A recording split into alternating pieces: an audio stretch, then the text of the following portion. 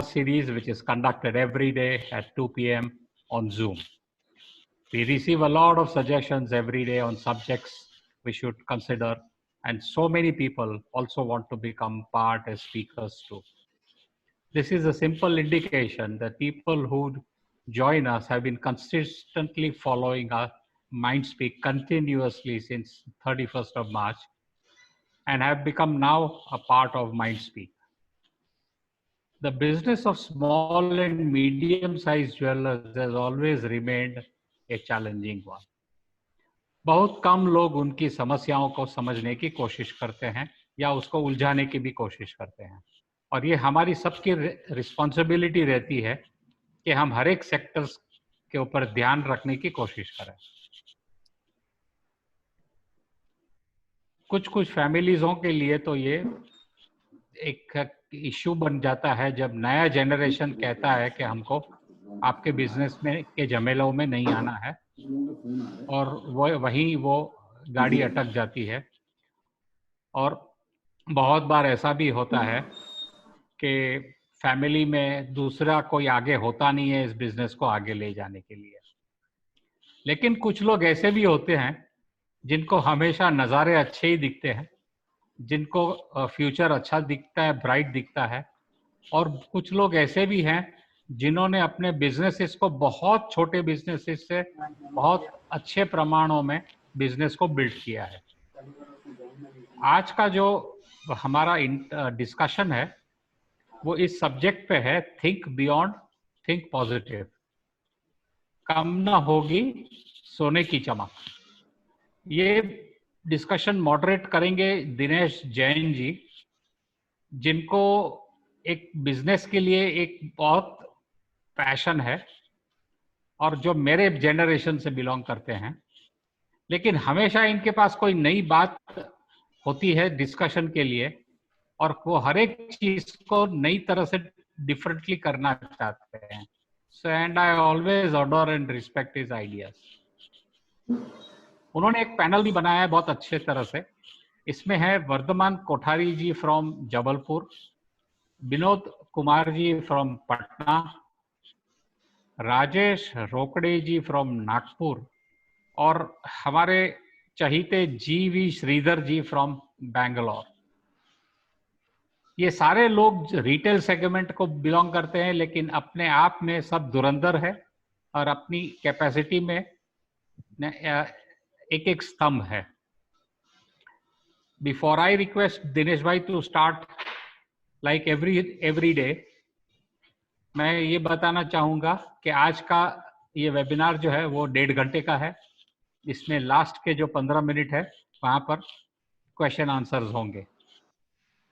मैं ये भी आपको रिमाइंड करने की कोशिश करूँगा कि आपके मोबाइल्स और लैपटॉप्स के वीडियो को ऑफ मोड में रखिएगा, तो आपको नेटवर्क पे कम जोर आएगा और आपको जो वेबिनार है वो साफ सुनाई दे पड़ेगा.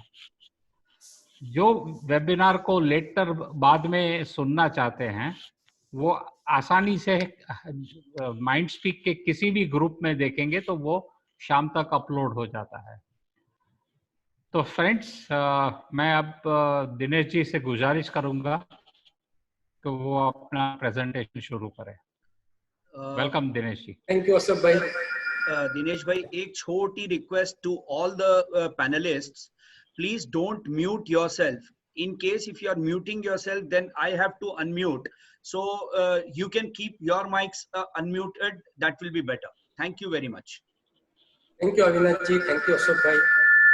आपका एको आ रहा है आपके साउंड में. मेरे अभी is all okay? थोड़ा स्लो है. देखिए, today we are talking about हमारे जो इंडस्ट्री के बाद में जो अभी परेशानी जो लोग सोच रहे हैं क्योंकि हम लोग बहुत ज़्यादा लोगों से समझने की कोशिश कर रहे हैं कि इसका इम्पैक्ट क्या होगा. तो जितना हम ज़्यादा समझने की कोशिश करते हैं उतना हमको अधिक डर लगता है. लेकिन एक बात समझने की जरूरत है कि डर के बाद ही जीत होती है. और हमारा ये मानना है कि हिंदुस्तान में या दुनिया में बहुत सी ऐसी स्थितियां आई हैं चाहे हम सार्स का 2003 का इशू लें या लास्ट ईयर की हमारी डिमोनेटाइजेशन ले, ये सब इशू जिन्होंने इस इंडस्ट्री को, हमने सोचा था कि बहुत ज्यादा असर करेगा, लेकिन शायद उतना असर नहीं किया जितना हम जैसा सोच रहे थे। हिंदुस्तान में हम देखते हैं कि नेचुरल कैलामिटी, चाहे अकाल हो या कभी कभी भूकंप हो, वो भी आते रहा है। और अब ये जो कोरोना है, ये पहली बार एक ऐसी डिजीज आई जिसका हमको पता नहीं है कि कितनी दूर तक ये चलेगी और इसको रिकवर होते कितना समय लगेगा। हम लोग सभी कोशिश कर रहे हैं, लेकिन एक चीज जो मैं सोच रहा हूँ, जो मैं सबके मुंह से सुन रहा हूँ कि jewellery is a least priority और ये सबसे ज्यादा इफेक्ट करेगी। और मैं और हमारे जितने भी पैनल पे यहाँ पे लोग हैं, वो ये सोच रहे हैं कि नहीं, सोने की चमक जो है वो कम नहीं होने वाली है। ये सोने की चमक कम नहीं होने वाली है, क्यों? ये इसके लिए मैं आपसे अब आज इस पौने 1 घंटे तक बात करूंगा। ये इंडस्ट्री इम्पैक्ट का एक एनालिसिस है जो केपीएमजी ने बनाया है, और अगर आप इसमें देखेंगे तो उन्होंने 4 क्राइटेरिया इसमें दिए हैं। दिनेश भाई सॉरी, आपका इको बहुत हो रहा है। आइदर आपका दोनों डिवाइस चल रहा है, लैपटॉप का भी माइक चालू है और मोबाइल का भी माइक चालू है आपका। एक minute, I think, hello hello, can you hear now? That echo is again going on. Can you hear now? Echo अभी भी आ रहा है दिनेश भाई। नहीं, इको आ रहा है। हेलो, इको आ रहा है दिनेश भाई। Is that okay? एक मिनट, It's एक minute, just I will reduce the my microphone sound. Is that okay now? no, it's Echo is still on. Yeah, let's see, let me see.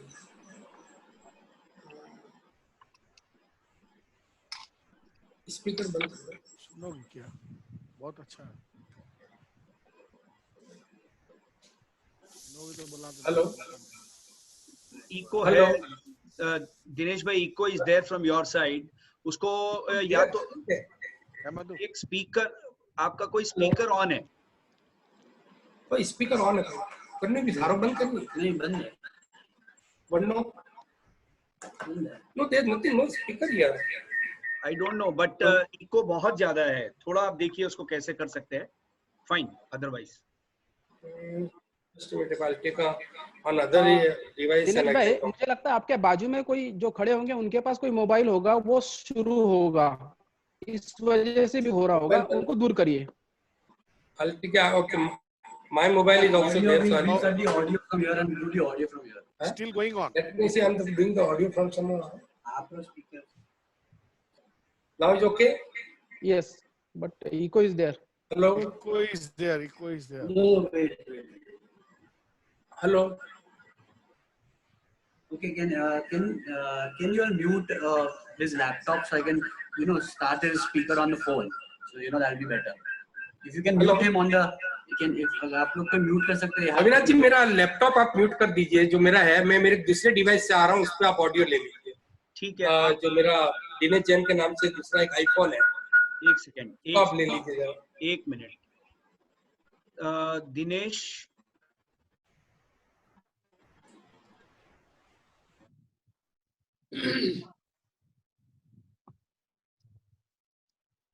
Listen, अभी नहीं, जब बोलेंगे तो।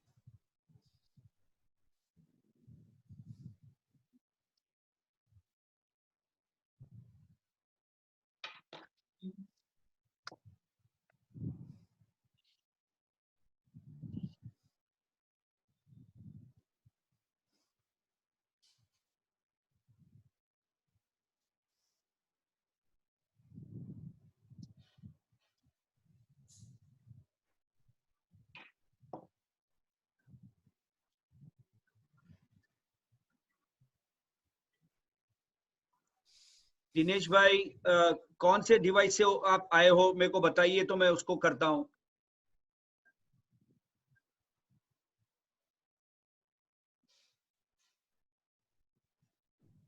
अभी दिनेश भाई की आवाज नहीं आ रही है।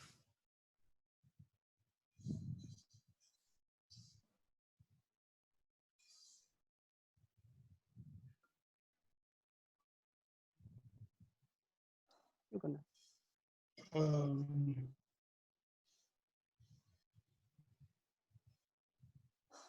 तो दिनेश भाई की आवाज नहीं आ रही है। सर उनके साथ मैं अभी चेक कर रहा हूँ, उनके साथ में I am connecting. Okay okay.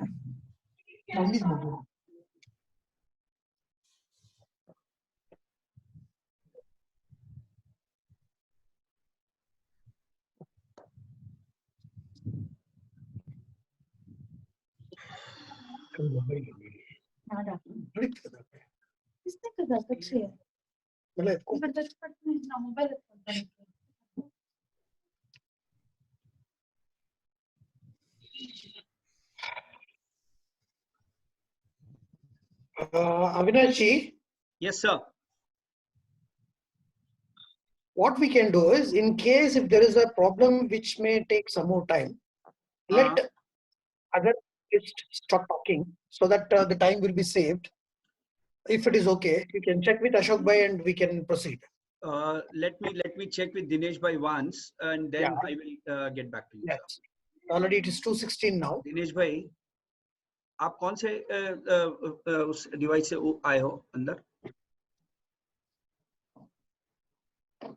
नहीं, दिनेश आ रहा है मेरे पास में लिखा हुआ, या तो आप जो मैं एक मिनट, मैं दिनेश को अनम्यूट कर रहा हूं। आप हाँ, अभी मैंने अनम्यूट किया है, आप एक बार बोल के देखिए। मेरी आवाज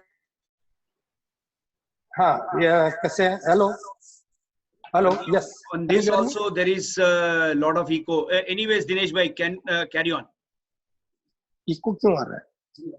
हेलो, अभी इको आ रहा है सर? नहीं, अब नहीं आ रहा, अब बढ़िया है। अब नहीं आ रहा है। हाँ sir. Sorry friends, sorry for the this problem. या सो हम लोग बात कर रहे थे इस इंडस्ट्री इम्पैक्ट के लिए कि अगर आप इंडस्ट्री इम्पैक्ट की ये स्लाइड देखेंगे तो इसमें 4 कैटेगरी है कि जो इफेक्ट होगा वो लो होगा या हाई होगा या वेरी हाई होगा या मीडियम होगा। और अगर आप इसमें देखेंगे तो क्लासिफिकेशन इन्होंने दिया है कि लार्ज गैदरिंग का जिनका बिजनेस है, या जहाँ पे ह्यूमन इंटरेक्शन का बिजनेस है, या जहाँ पर हाइजीन परसेप्शन और ट्रैवल का बिजनेस है, या लीजर का बिजनेस है, या सर्विस इंडस्ट्री है, इनमें इनके क्या इफेक्ट आएंगे। तो हम जिस कैटेगरी में आ रहे हैं वो कैटेगरी हमारी है रिटेल और नॉन फूड की कैटेगरी, जो कि ज्वेलरी को इंक्लूड करती है।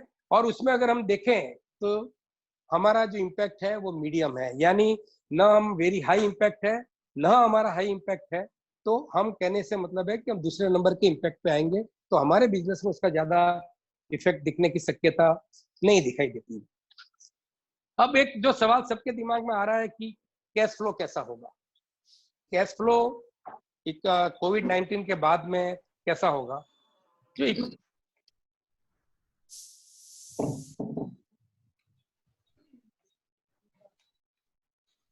Carry on Dinesh bhai, there is no problem. Dinesh भाई ने म्यूट किया शायद।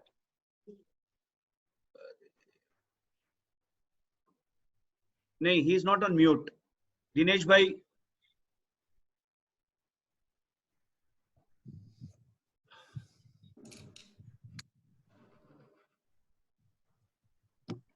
Dinesh bhai. हेलो, हाँ Dinesh bhai. my screen is coming? No, screen it has gone. that is what I just told. एक बार चालू करने के बाद don't change it, no sir. No, I'm not changing it, automatically gone. Is that coming? नहीं, अभी नहीं आ रहा है। Screen is not coming.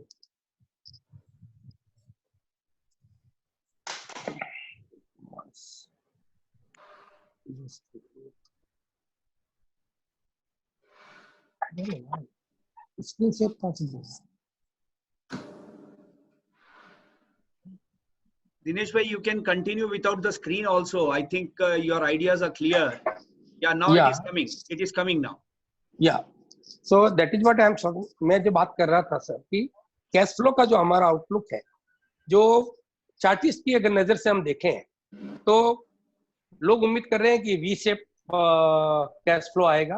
V shape का मतलब है जहां पे जब भी मार्केट खुलेगा तो रिकवरी के चांसेस हमारे ज्यादा है। और सबसे बुरा जो चार्ट का फीलिंग होता है वो होता है एल शेप, जो इंडिया में आने के इसलिए भी चांसेस हमको कम लग रहे हैं क्योंकि इंडिया की हमारी अपनी खुद की डोमेस्टिक इकोनॉमी जो है वो बहुत बड़ी इकोनॉमी है। अब अगर इसका हम इम्पैक्ट देखने को जाएंगे तो रिटेल पे हमारा इम्पैक्ट क्या आता है। रिटेल में अगर हम देखेंगे तो हमारा इम्पैक्ट आता है कि लग्जरी का जो बिजनेस है, जो लोग कहते हैं कि लग्जरी का जो बिजनेस है उसको सबसे ज्यादा इफेक्ट आएगा। तो सोचने की बात है कि हमारी ज्वेलरी क्या लग्जरी में आती है, और मैं नहीं समझता हूँ कि ज्वेलरी को हम एक लग्जरी कैटेगरी में डाल सकते हैं क्योंकि उसके अपने अलग फीचर्स है। न ये फैशन में आती है, न ये सेविंग में आती है, न इन्वेस्टमेंट में आती है। हर एक का अपना अपना आउटलुक इस लग्जरी के सेगमेंट में है, जो हमें बाद में हम इस पर डिस्कशन करेंगे। कैपिटल एक्सपेंडिचर जो है कैपिटल के, वो सभी को कम करने पड़ेंगे आने वाले समय में क्योंकि उस पर सबसे ज्यादा इम्पैक्ट उसका आने वाला है कैश और लिक्विडिटी के हिसाब से। लोगों की रिड्यूस इनकम हो जाएगी ऐसा लोगों को मानना है क्योंकि जॉब के कट हो सकते हैं, जॉब जा सकती हैं लोगों की, वो भी एक सोच है जो सबसे ज्यादा इफेक्ट हमारे एंटरटेनमेंट और ट्रैवल को करेगा। फिर हम वर्किंग कैपिटल की अगर बात करें तो वो हमारा ऑल यूजुअल हमेशा का एक इशू है गवर्नमेंट के साथ भी कि वो हमको जरा वर्किंग कैपिटल में तकलीफ कई समय से आ रही है, वो कोविड के कारण से नहीं है। डेफिनेटली जब इतनी बड़ी क्राइसिस आती है तो नया इनोवेशन भी आएगा, और ये नया इनोवेशन जिस तरह से उस दिन हेमंत भाई ने बताया था कि वर्क फ्रॉम होम वाला एक इनोवेशन भी नया आएगा। टेक्नोलॉजी पे डिपेंडेंट ज्यादा हो जाएंगे, और जो सबसे बड़ा इम्पैक्ट जो आने वाले 6 महीने या 12 महीने जो आएगा वो है सोशल डिस्टेंसिंग।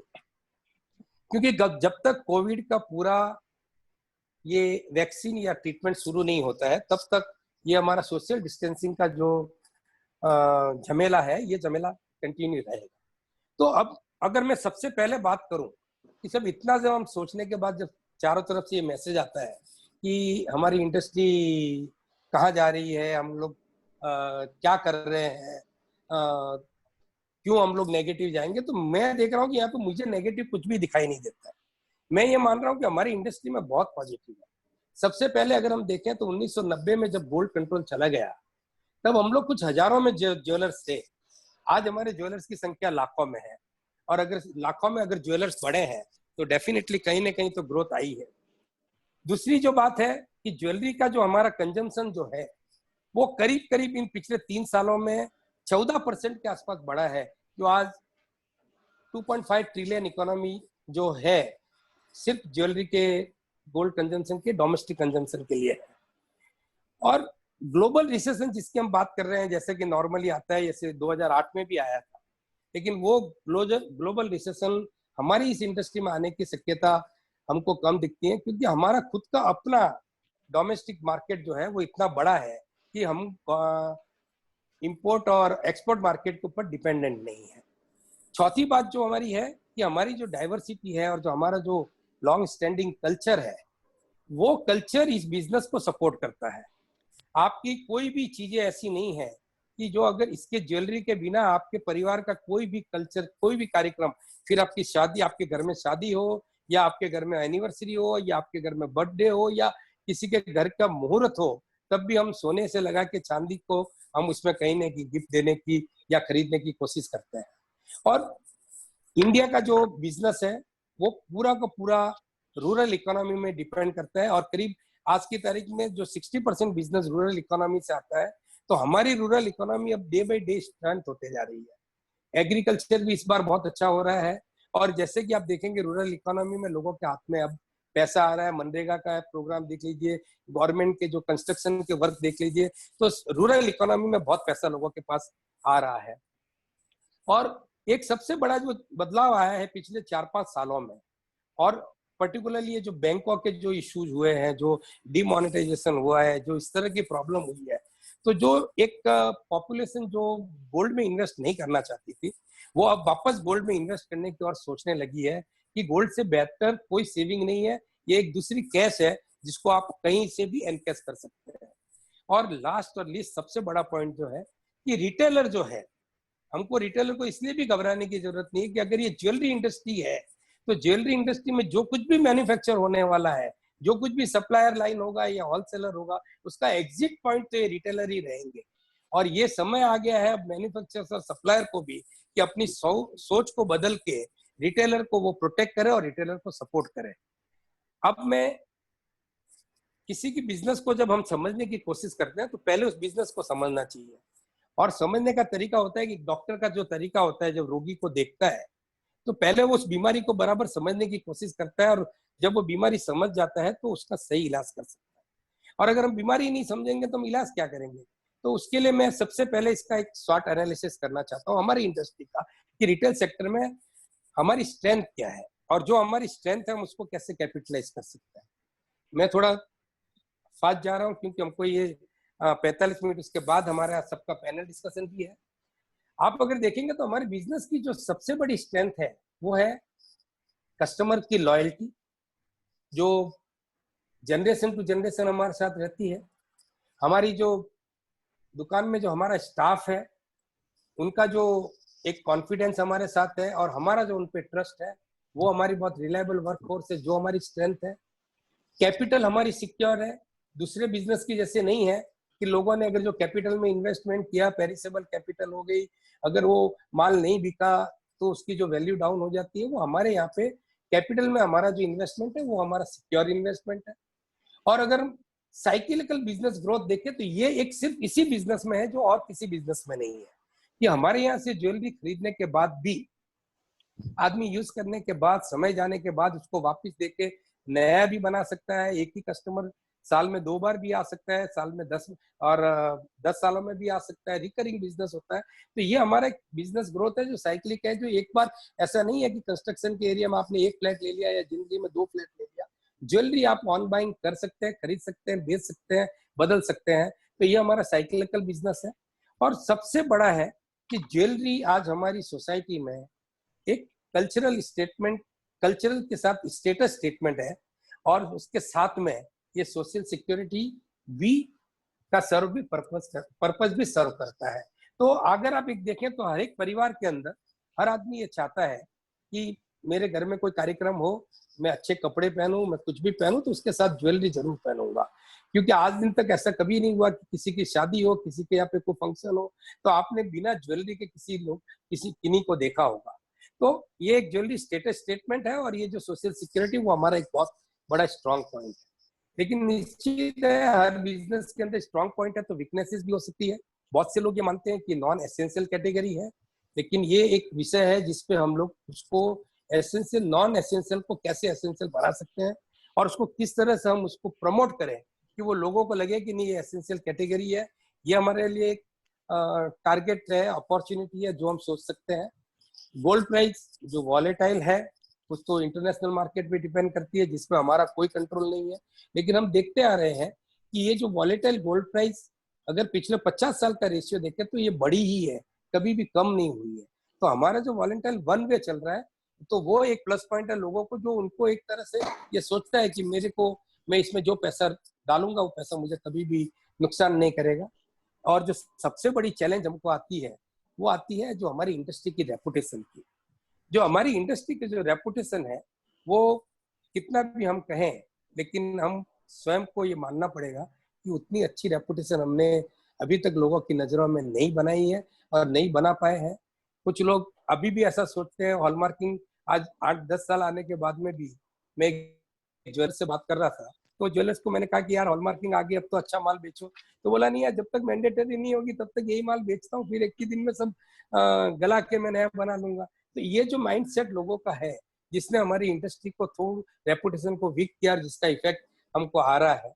उसके बाद हमारा जो ऑपरेशनल कॉस्ट और कैपिटल कॉस्ट है वो निश्चित रूप से ज्यादा है। तो ये हमारी वीकनेसेस है जिसके बारे में मैं आपसे बात कर रहा था। तो एक बात हमको समझनी पड़ेगी कि अपॉर्चुनिटी हमारे पास क्या है। हमारे पास जो सबसे बड़ी अपॉर्चुनिटी इस कोरोना वायरस के बाद है, जो अभी हम समझ रहे हैं, और जो बैंकों की जो क्राइसिस आई है और जो हम लोगों ने देखा है, ये सार्स में भी देखा है, या जो रिसेशन का पीरियड आता है, तो हम लोगों को उस बेसिक्स पे वापस जाना पड़ेगा। अब यहाँ पर जो आपने देखा है, मैंने लिखा है बैक टू बेसिक्स। बेसिक हमारा ये था कि हम लोगों ने पूरी जिंदगी भर ज्वेलरी को एक सेविंग के रूप में प्रमोट किया था, लेकिन पिछले कुछ समय से हम इसको सेविंग नहीं फैशन के रूप में प्रमोट करने की कोशिश कर रहे हैं। और जो फैशन में प्रमोट करने की कोशिश में न तो हम फैशन में आ पाए और न सेविंग में आ पाए, हमारी स्थिति ऐसे हो गई, एक तरफ खाई एक तरफ हुआ, हम न घर के रहे न घाट के। तो ये एक पॉइंट है जहाँ पे हम वापस इस अपॉर्चुनिटी को जा सकते हैं कि इसको हम सेविंग के रूप में प्रमोट करें। दूसरी बात, हमारा जो कस्टमाइजेशन है, जो अभी आजकल का जो नया कस्टमर है, वो आपने देखा होगा, वो रिसर्च ऑनलाइन करता है, बाय ऑफलाइन करता है। तो आपके पास आज भी बहुत से ऐसे कस्टमर है जो आते होंगे, जो पिंटरेस्ट पे देख के आते हैं, नेट पे देख के आते हैं कि ये हमारी डिजाइन है, इनको हमको लेना है, हमको बनाना है। तो आप उन कस्टमर्स को एनकेज कर सकते हैं, उनके लिए कस्टमाइजेशन का प्रोग्राम बना सकते हैं। आप अपने अलावा जो ऑनलाइन के जितने भी आपकी साइट्स है, वहां से अच्छे अच्छे फोटो लेके अपना ई कैटलॉग बना सकते हैं। कस्टमर को आप एनकरेज कर सकते हैं कि these are the latest design without stocking the same. तीसरी बात, आप एक न्यू प्रोडक्ट लाइन आप न्यू एज कस्टमर के लिए कर सकते हैं। अभी तक हम क्या कर रहे हैं, हम जितनी भी एडवर्टाइजमेंट देख रहे हैं, आज अगर हम देखें तो गोल्ड को हमने क्यों लोगों में फेमस नहीं, क्योंकि हमने जो एडवर्टाइजमेंट की है वो इतने महंगी ज्वेलरी की एडवर्टाइजमेंट की है कि लोगों को लगता है कि गोल्ड महंगा है। जबकि गोल्ड में और डायमंड में आज भी हम ये मान के चलते हैं कि अगर हम 10,000 से लगा के 30,000 और 35,000 की भी डायमंड ज्वेलरी जो आज की न्यू एज कस्टमर को पसंद आती है, उसको बेचे तो आप हजारों की संख्या में वो डिजाइन बना सकते हैं। लेकिन हमारा जो फोकस है, वो फोकस हमको अब चेंज करने की जरूरत है। कि चौथी बात, जो एक मीडियम और स्मॉल रिटेलर कस्टमर के पास, जिसको हम मॉम एंड पॉप शॉप भी कह सकते हैं, फैमिली बिजनेस भी कह सकते हैं, हमको पर्सनलाइज सर्विस पे ज्यादा फोकस करना पड़ेगा। क्योंकि ये जो पर्सनलाइज सर्विस जो आप दे सकते हैं, वो कोई कॉर्पोरेट नहीं दे सकता है। और ये आप लोगों के लिए एक अपॉर्चुनिटी है जिसको एनकेज करना पड़ेगा।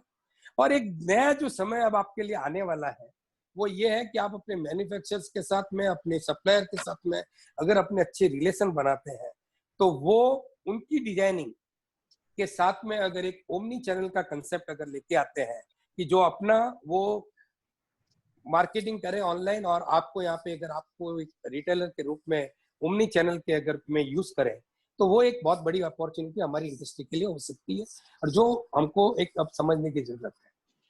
लेकिन किसी भी बिजनेस में जैसे कि हम मानते हैं थ्रेट्स होता है, तो थ्रेट्स तो नेचुरली हर बिजनेस में होता है, और वो थ्रेट को हमको कम करना पड़ेगा। सबसे बड़ा हमारा थ्रेट है वो है एग्रेसिव कंपटीशन।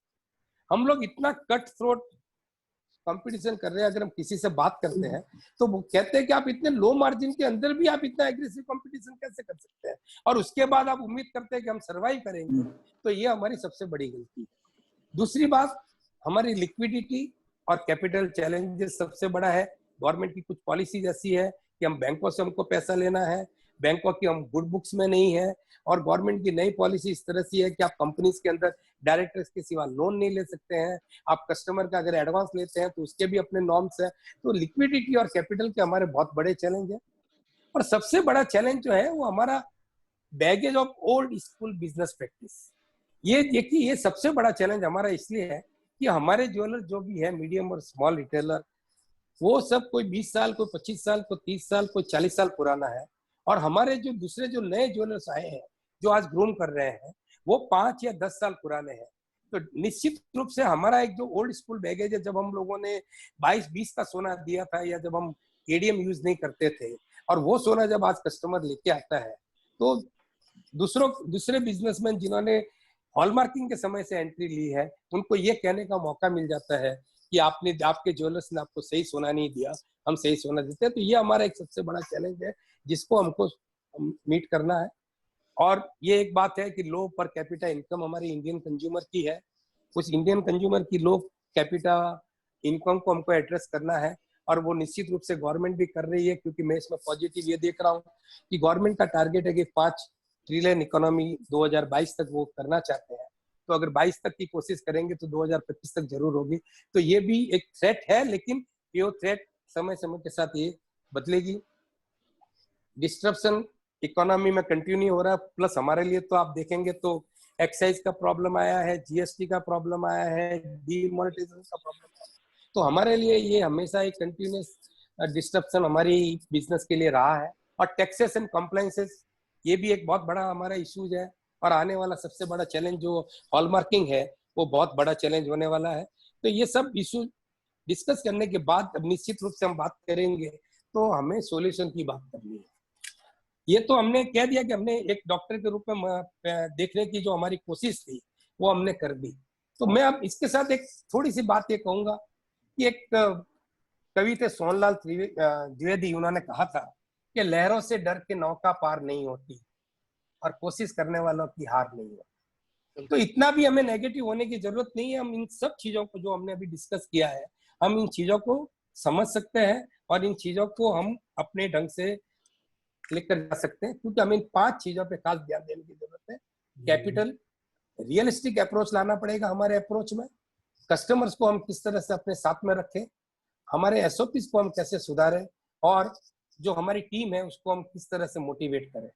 ये जो 5 पॉइंट जिसको मैं एलोबरेट करना चाहता हूँ।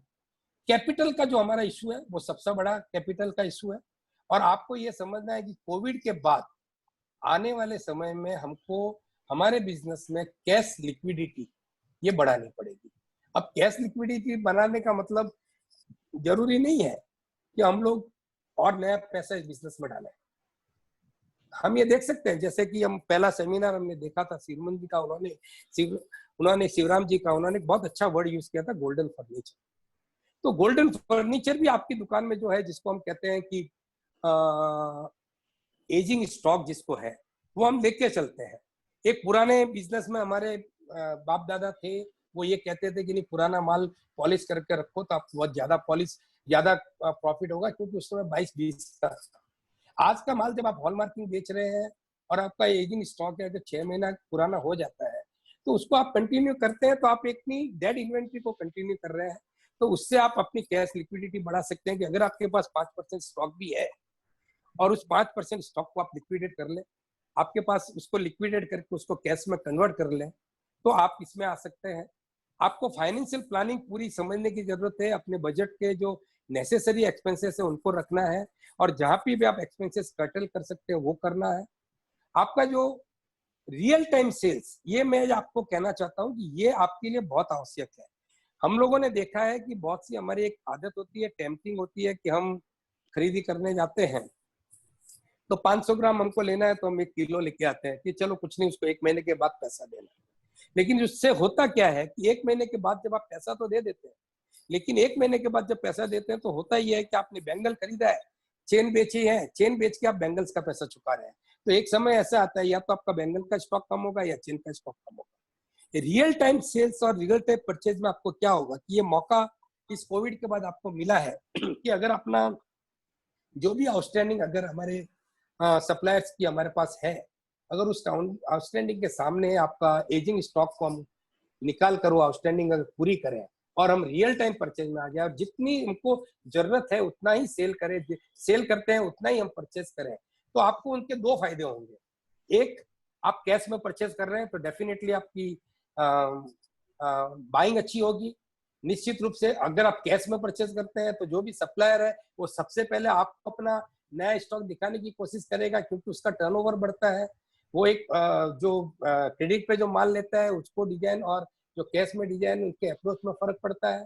और ये जो चीजें हैं, और आपके स्टॉक में आपको बराबर पता रहता है कि मेरा कोई स्टॉक कम नहीं होता है। अगर आपने अपने स्टॉक को ये डेडिकेट किया है कि मुझे चेन 2 किलो रखनी है, बंगड़ी 5 किलो रखनी है, तो आप उसको मेंटेन कर सकते हैं। आपको ये प्रॉब्लम कभी भी नहीं आएगी कि मेरा आज गिवन टाइम में चेन ज्यादा हो गई है, नेकलेसेस कम हो गए हैं। और इसके बाद शॉर्ट टाइम के लिए मैं ये कह सकता हूँ, आने वाले 6 महीने या 8 महीने, जब तक ये कोविड का सिचुएशन पूरा समाप्त नहीं होता, हमको जो हमारा कैपिटल इन्वेस्टमेंट है वो कुछ समय के लिए रोक देना चाहिए। और ये कैपिटल इन्वेस्टमेंट जो है वो आने वाले 6 महीने तक के लिए हमको पोस्टपोन कर लेना चाहिए। दूसरा जो मैं बात कह रहा हूँ वो है रियलिस्टिक अप्रोच की।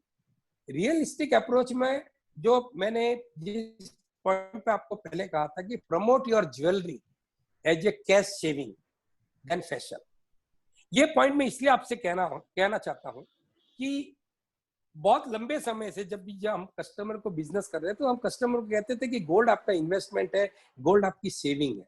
अब मैं इन्वेस्टमेंट सबको यूज नहीं करूंगा और मैं नहीं चाहूंगा कि हम इन्वेस्टमेंट सबका यूज करें, क्योंकि अगर हमको प्रॉफिटेबिलिटी बढ़ानी है तो इन्वेस्टमेंट सब सही नहीं है। लेकिन ये सेविंग हम जरूर कह सकते हैं कस्टमर को कि ये सेविंग है, और ये सेविंग लाइक अ कैश। जिस तरह आपके पास बैंक में पैसा पड़ा है, ये आपके घर में कैश पड़ा है। आपका ये कैश ऐसा है कि जरूरत पड़ेगी तो आपका पड़ोसी भी आपको इसका पैसा दे सकता है। बैंक के पैसे तो बहुत से लोगों ने देखा है कि मौका पड़े तो आप निकाल भी नहीं सकते हैं, जरूरत पड़ती है उसका यूज भी नहीं कर सकते हैं।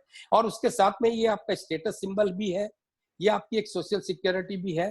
तो हमको वो जो फैशन का जो फंडा हम लोगों ने प्रमोट करने की कोशिश की है, अगर आप देखने को जाए तो जितनी भी डेवलपिंग कंट्री है वर्ल्ड की, इंडिया को छोड़ के और चाइना को छोड़ के, अगर वो सबका बिजनेस अगर आप मिला लें, तब भी इंडिया के डोमेस्टिक बिजनेस से बड़ा बिजनेस नहीं होता है। और वो पूरे की पूरी डेवलपिंग कंट्री है जो उसको ज्वेलरी को फैशन के रूप में बेच रही है। तो फैशन के भी दो क्राइटेरिया है, आप किस अपर मिडिल क्लास और अपर क्लास की बिजनेस को आप फैशन के रूप में ज्वेलरी अगर बेच सकते हैं, बिल्कुल सही है। लेकिन मिडिल क्लास और लोअर मिडिल क्लास कस्टमर को अगर आप फैशन के रूप में ज्वेलरी बेचेंगे तो वो आपका एक गलत डिसीजन होगा, उनको सेविंग के रूप में बेचना पड़ेगा। और मैं आपको एक बात वापस बता देना चाहता हूँ कि इंडिया का जो सबसे बड़ा रिटेल ब्रांड है जो 5% मार्केट शेयर लेके जा रहा है, वो भी अपनी ज्वेलरी फैशन के रूप में नहीं बेच रहे हैं। वो भी अपनी ज्वेलरी आज अगर देखेंगे तो इतना सोना है, इतना मजूरी है, इतना टैक्स है, और वो भी लोगों को कहते हैं कि सर आपका बाईबैक में ये प्राइस है, हम ये बाईबैक देंगे। वो भी फैशन के रूप में नहीं बेच रहे हैं। तो हमको इस बात पे अभी फोकस करने की जरूरत है कि कस्टमर को, क्योंकि फैशन में कन्वर्ट करने से हमको कुछ मिला नहीं है, और उल्टे हम लोगों ने कस्टमर को ज्यादा ऑप्शन दे दिया है कि वो दूसरी फैशन ज्वेलरी पे भी जाए, कि अगर फैशन के लिए ले रहा है तो वो कुंदन की ज्वेलरी के अलावा वो इमिटेशन ज्वेलरी पे जा सकता है, वो स्वरोस्की की ज्वेलरी पे जा सकता है। जबकि गोल्ड की ज्वेलरी को अगर हम सेविंग के रूप में प्रमोट करेंगे तो उसका कोई ऑप्शंस नहीं है। दूसरी बात मैं कहना चाहूंगा कि हमको मार्जिन जो सेल्स का है वो हेल्दी रखना चाहिए। हम लोग क्या कर रहे हैं कि मार्जिन हमारा जो सेल्स का है वो कम कर रहे हैं। हम लोग डिस्काउंटिंग को बहुत ज्यादा इंपॉर्टेंस दे रहे हैं, और ये जो डिस्काउंट को अगर हम डिस्करेज नहीं करेंगे तो हम उसे एक ट्रैप में ऐसे फंस जाएंगे कि सस्ते में जो माल बेचा है, अगर वो कस्टमर जब बेचने को आएगा तो हम कुछ ऐसी आनाकानी करेंगे। जैसे कि मैंने देखा एक बहुत बड़े ब्रांड है हमारे हिंदुस्तान में जो बहुत सी बार ये कोशिश करता है कि 12 महीने में 8 महीने 9 महीने वो स्कीम चलाते हैं, और जब उसका माल कस्टमर बेचने आता है तब वो ऑप्शन लेते हैं, आपके पास बिल है क्या, बिल नहीं है तो हम नहीं लेंगे। तो उस कस्टमर को वो कॉन्फिडेंस उन ज्वेलर्स के ऊपर कम हो जाता है। तो आपको अगर हेल्दी मार्जिन में अगर आप बेचेंगे तो खरीदने के समय में आपके पास स्कोप रहेगा कि आप जिस भाव में बेच रहे हैं उस भाव में आप खरीद सकते हैं। तो आपका जो रिकरिंग कस्टमर है उसको आप रिटेन कर पाएंगे, और नहीं तो जो दूसरे बिजनेस की जो प्रैक्टिसेस है वो प्रैक्टिसेस को अगर हम एडॉप्ट करेंगे तो वो फ्यूचर के लिए हम अच्छा माल देने के बावजूद भी कस्टमर का कॉन्फिडेंस नहीं जीत पाएंगे। तीसरी बात जो मैंने कही थी कि हमको टिकट साइज जो है वो एस्पिरेशनल डायमंड ज्वेलरी पे भी अभी फोकस करना चाहिए। बहुत सी छोटी ज्वेलरी है, मैंने मेरे बिजनेस में कोशिश करी, हमने कहा कि क्या बिजनेस है, लोग मुझे डायमंड के नेकलेस ज्यादा बेचना है या बैंगल ज्यादा बेचनी है या अंगूठी ज्यादा बेचनी है। और हम लोगों ने एक पूरा स्टॉक लाइन नया 500 पीस का बनाया अंगूठी का, between 10,000 to 35,000, 40,000, and believe me, I am selling almost 100 ring a month. 100 ring a month of 25,000, 30,000. This is for the newest customer. खासियत इस बात की नहीं है कि वो कस्टमर मेरे यहाँ पे डायमंड की रिंग लेने आ रहा है, खासियत ये है कि वो कस्टमर मेरे यहाँ पे गोल्ड का जो सामान लेने के लिए आ रहा है, उसको जब मैं क्रॉस सेलिंग के लिए प्रमोट करता हूँ और जब वो ज्वेलरी देखता है तो वो निश्चित रूप से वो एक एडिशनल बिजनेस मेरे को देख के जाता है। तो हमको जो न्यू एज कस्टमर है उनके लिए एक एस्पिरेशनल डायमंड ज्वेलरी की लो टिकट साइज अपने दुकान में बढ़ानी चाहिए, और जिसमें आपको मार्जिन भी अच्छा मिल सकता है, और वो एक फैशन के रूप में आप उसको प्रमोट करें तो आपके लिए ज्यादा होगा। सर्विस इंडस्ट्री में जैसे कहते हैं कि आपका पर्सनलाइज स्टोर्स है, कस्टमर हमको पर्सनली जानता है, हम जो सर्विस दे सकते हैं वो बहुत से बड़े रिटेलर्स हैं वो नहीं दे पाते हैं क्योंकि उनके पास वो साधन नहीं होता है। और वो आप एक कस्टमर रिपेयरिंग करने के लिए आया, पीछे को बोंडा बदलने के लिए आया, वो जो सर्विसेज आप उनको दे देते हैं, पुराना का नया करना है, साइज छोटी करनी है, बड़ी करनी है, वो जो पर्सनलाइज सर्विस करते हैं उसको आप अपनी यूएसपी बनाइए। कस्टमर जो सर्विस के लिए आपके पास आता है उसको वैसे ही एंटरटेन कीजिए जैसे आप कस्टमर वो खरीदने के लिए आता है। उसको ये मत समझिए कि आज ये कस्टमर आया अपने लिए कुछ कमाई नहीं दे रहा है तो यार आज का दिन अपना खराब है, ऐसा मत सोचिए। ये सोचिए कि अगर सर्विस के कारण से भी अगर आपका फुटफॉल बढ़ता है तो उसको बढ़ाइए और उसको एनकेस कीजिए, क्योंकि कस्टमर रिटेन के लिए बहुत ही आवश्यक काम है। और फिर जैसा कि मैंने आपको कहा कि कस्टमाइजेशन को दुकान में आप एनकरेज कीजिए, आप अपना नया ई कैटलॉग बनाइए, जो कस्टमर रिसर्च ऑनलाइन और परचेज ऑफलाइन करना चाहते हैं उन कस्टमर्स के लिए आप कस्टमाइजेशन का एक कार्यक्रम कीजिए। तीसरी बात जो में इम्पोर्टेंट है वो है कस्टमर। देखिए, कस्टमर आपकी बैकबोन है, हमारी सबसे बड़ी बैकबोन कस्टमर है। कस्टमर को जब हम बात करते हैं तो हमारा एक पर्सनल इमोशनल और पर्सनल कांटेक्ट कस्टमर से होना चाहिए। ऐसा नहीं हो कि हम हमारे ऑफिस के एसी ऑफिस में बैठे रहे, कस्टमर आया, सेल्समैन ने उसको बिठाया, आपने उसने बिजनेस किया, पैसा दिया और चला गया। अगर आप पर्सनली अपने ऑफिस से जाते हैं, उसके साथ अपना पर्सनल कनेक्ट करते हैं, पर्सनल बातें करते हैं, जरूरी नहीं है कि आपके बिजनेस की बातें करें, तो वो उसको कस्टमर को एक ऐसा लगेगा कि नहीं नहीं ये सेठ मेरे को जानता है। और आप एक सोचिए, हर गांव में, हर गली में, हर शहर में जो ज्वेलर होता है उसके पास जो कस्टमर आता है, लोअर मिडिल क्लास और मिडिल क्लास कस्टमर, उनके लिए ज्वेलर एक सेलिब्रिटी से कम नहीं होता है। और जब ज्वेलर उससे बात करता है तो उसको लगता है कि हाँ, कस्टमर को लगता है कि मेरे ज्वेलर्स ने मेरे को बहुत सम्मान दिया है, और उस सम्मान के कारण से वो आपका एक फैन हो जाता है, आपका फॉलोअर हो जाता है। तो इसको आपको देखना है, और ये आपका जो है वो एक आपको रिकरिंग बिजनेस के लिए भी आपको इसमें एंगेज करेगा, वो आपका जो एटीट्यूड है। और उस कस्टमर के साथ में फिर जिस तरह से आप डेटा उनका लेते हैं, उनको किस तरह से आपके नए इवेंट आते हैं, उनको आप एंगेजमेंट करते हैं, तो उनसे रिकरिंग बिजनेस कैसे मिले उस पर ज्यादा फोकस कीजिए। नया कस्टमर जरूर बनाइए, लेकिन पुराने कस्टमर को रिटर्न करने की पूरी कोशिश करिए। अपनी दुकान के अंदर एक कंफर्टेबल शॉपिंग एक्सपीरियंस कस्टमर को दीजिए। जरूरी नहीं है कि बहुत ज्यादा लग्जूरियस हो, लेकिन उनको एक कंफर्ट लेवल होना चाहिए, उनको लगना चाहिए कि मैं मेरे घर में आया हूँ। उनको एक ऐसा अपनापन लगना चाहिए जैसे कि मैं यहाँ पे कस्टमर नहीं हूँ, मेरी दुकान है। मैंने बहुत सी बार देखा, हमारे यहाँ पे कस्टमर जब आते हैं तो सॉरी चेंज होगी, कस्टमर जब हमारी दुकान में आते हैं तो screen just change this, it's connecting I think you're going fine, Dinesh ji. Yeah, but screen is not connected, so I'm just connecting the screen. But yes, I'm the customer का जो हमारा फॉलो अप है वो हमको अब समझने की जरूरत है। मैं एक सेकंड से स्लाइड खोल देता हूँ। नेटवर्क का इश्यूज आता है सर, तो उसमें थोड़ी सी इश्यूज आ जाती है। तो ये कस्टमर के लिए जो मैं बात कर रहा था सर, कि हमारा एक इमोशनल कनेक्शन कस्टमर के साथ होना चाहिए, हमारा एंगेजमेंट होना चाहिए उनके साथ कि वो आगे हमें रिकरिंग बिजनेस दे। और तीसरी बात जो हम करना चाहते हैं वो है कि उनको एक कंफर्टेबल शॉपिंग एक्सपीरियंस दे। और कोरोना वायरस के बाद हर एक आदमी अपने हेल्थ के लिए बहुत ज्यादा फोकस हो जाएगा, और वो जब हेल्थ के लिए जब बहुत ज्यादा फोकस होगा तो वो निश्चित रूप से आपसे एक्सपेक्ट करेगा कि आप अपने स्टोर के अंदर हाइजेनिक एनवायरनमेंट करें। तो डेफिनेटली आने वाले 6 महीने या 12 महीने के लिए आपको एजुकेट मास्क दुकान में रखना है, कस्टमर के लिए सैनिटाइजेशन का कार्यक्रम करना है, और आपको जो भी बिजनेस देते हैं उस बिजनेस के साथ में आफ्टर सेल्स का जो कमिटमेंट आप कस्टमर को दे रहे हैं उसको वैल्यू करना पड़ेगा। हम बहुत सी बार क्या करते हैं, बेचने के लिए we just telling the moon to the customer at the time of selling, and when actually coming back customer for the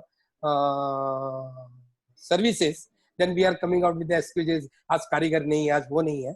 So you have to keep the commitment whatever we are doing with the customer, and if we are not doing that commitment, then we are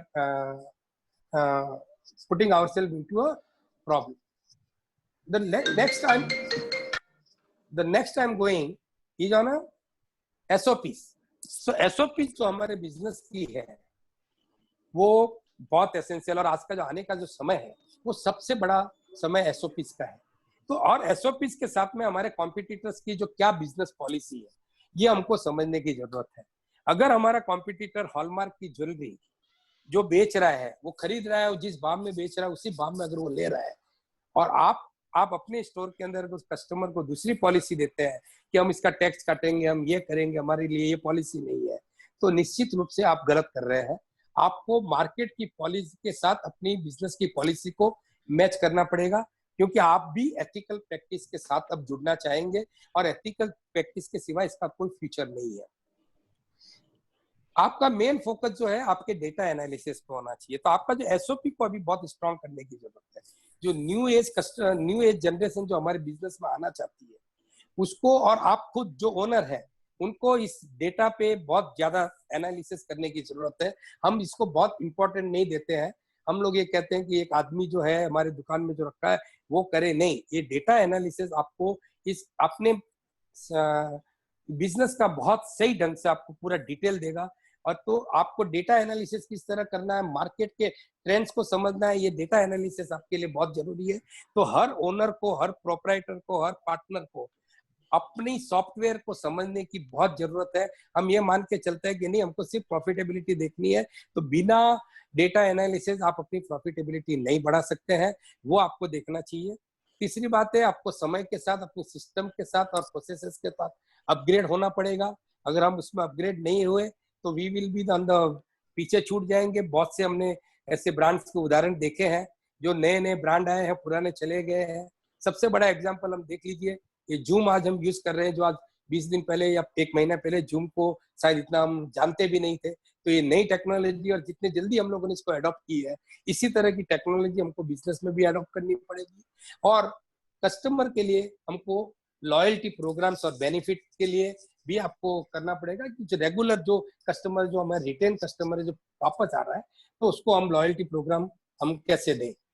इसके बाद मैं अब team पर आता हूं, जो हमारी business का बैकबोन है। अगर हम टीम के साथ में, आप अगर लीडरशिप का रोल अगर सही नहीं करते हैं, and if you are not commanding the respect in the team, तो आप एक समझ के चलिए कि आपकी आधी बैटल आप हार जाएंगे। तो आपको अपने टीम को मोटिवेट भी करना है, आपके अंदर वो लीडरशिप स्किल भी होना चाहिए जो अपनी टीम को आगे लेके जाए, जहाँ पे हम सबको सुने और सबसे लोगों से ब्रेनस्टॉर्म करें, लोगों को समझने की कोशिश करें कि हम उसमें क्या नए आइडियाज लेके आ सकते हैं। और उनको ऐसा लगाइए कि वो इस दुकान के अंदर हमारे एम्प्लॉय नहीं है, हमारे बराबर कलीग है। मैं मेरे स्टाफ को कहता हूँ कि जिस दिन मैं सैलरी देता हूँ उस दिन को छोड़ के बाकी के सभी के दिन आपको मुझे ओनर कहने की जरूरत नहीं है। मैं और आप एक ही बोट में हम लोग ट्रैवल कर रहे हैं कि अगर मेरा घर इस बिजनेस में चल रहा है तो आपका भी घर इसी बिजनेस में चल रहा है। और ये कॉन्फिडेंट हम उनको देकर उनको हमारे बिजनेस के साथ मोटिवेट करें। उनको क्रॉस सेलिंग और अप सेलिंग के लिए स्केल कीजिए। एक कस्टमर जो अपनी दुकान में आता है, आप निश्चित मानिए 100 ग्राम का अगर खरीदार कस्टमर आता है और वो आपको 100 ग्राम बताता है, तो ये मान के चलिए कि वो 100 ग्राम नहीं खरीदना चाहता है। वो 100 की जगह पे 120 ग्राम 125 ग्राम का अपना बजट बना के आता है और 100 से शुरू करता है ताकि उसका 125 तक पटे। आपको उसको अप स्केलिंग करना चाहिए, क्रॉस सेलिंग करना चाहिए। जिस तरह मैंने आपको एक उदाहरण दिया कि अगर एक नई डिजाइन लो वेट में, लो प्राइजेस में आप बना सकते हैं, तो हम उसको इंट्रोड्यूस कीजिए, उससे हमको बिजनेस मिलेगा। और उसके बाद ये कंटिन्यूस एफर्ट होना चाहिए कस्टमर के साथ, अपने टीम के साथ, कि हमको कंटिन्यूसली उनको मोटिवेट करें। ऐसा नहीं है कि कोविड आया हम लोग आज उनके बात करके उनको छोड़ रहे हैं। उनके साथ कंटिन्यूस हर 15 दिन 20 दिन उनके साथ रेगुलरली उनके साथ मिले, उनके साथ एंजॉय करें, उनके साथ तो वो आपको उसका ज्यादा बेनिफिट देगा। और डेफिनेटली उनके जो एफर्ट्स होते हैं, उनके जो सेल्स है, उनको बहुत राइटली इंसेंटिवाइज कीजिए। अगर आप इंसेंटिवाइज बराबर नहीं करेंगे, एप्रिशिएट नहीं करेंगे, तो वो उनको मोटिवेट नहीं करेगा। ये मोटिवेट का एक बहुत बड़ा फैक्टर होता है।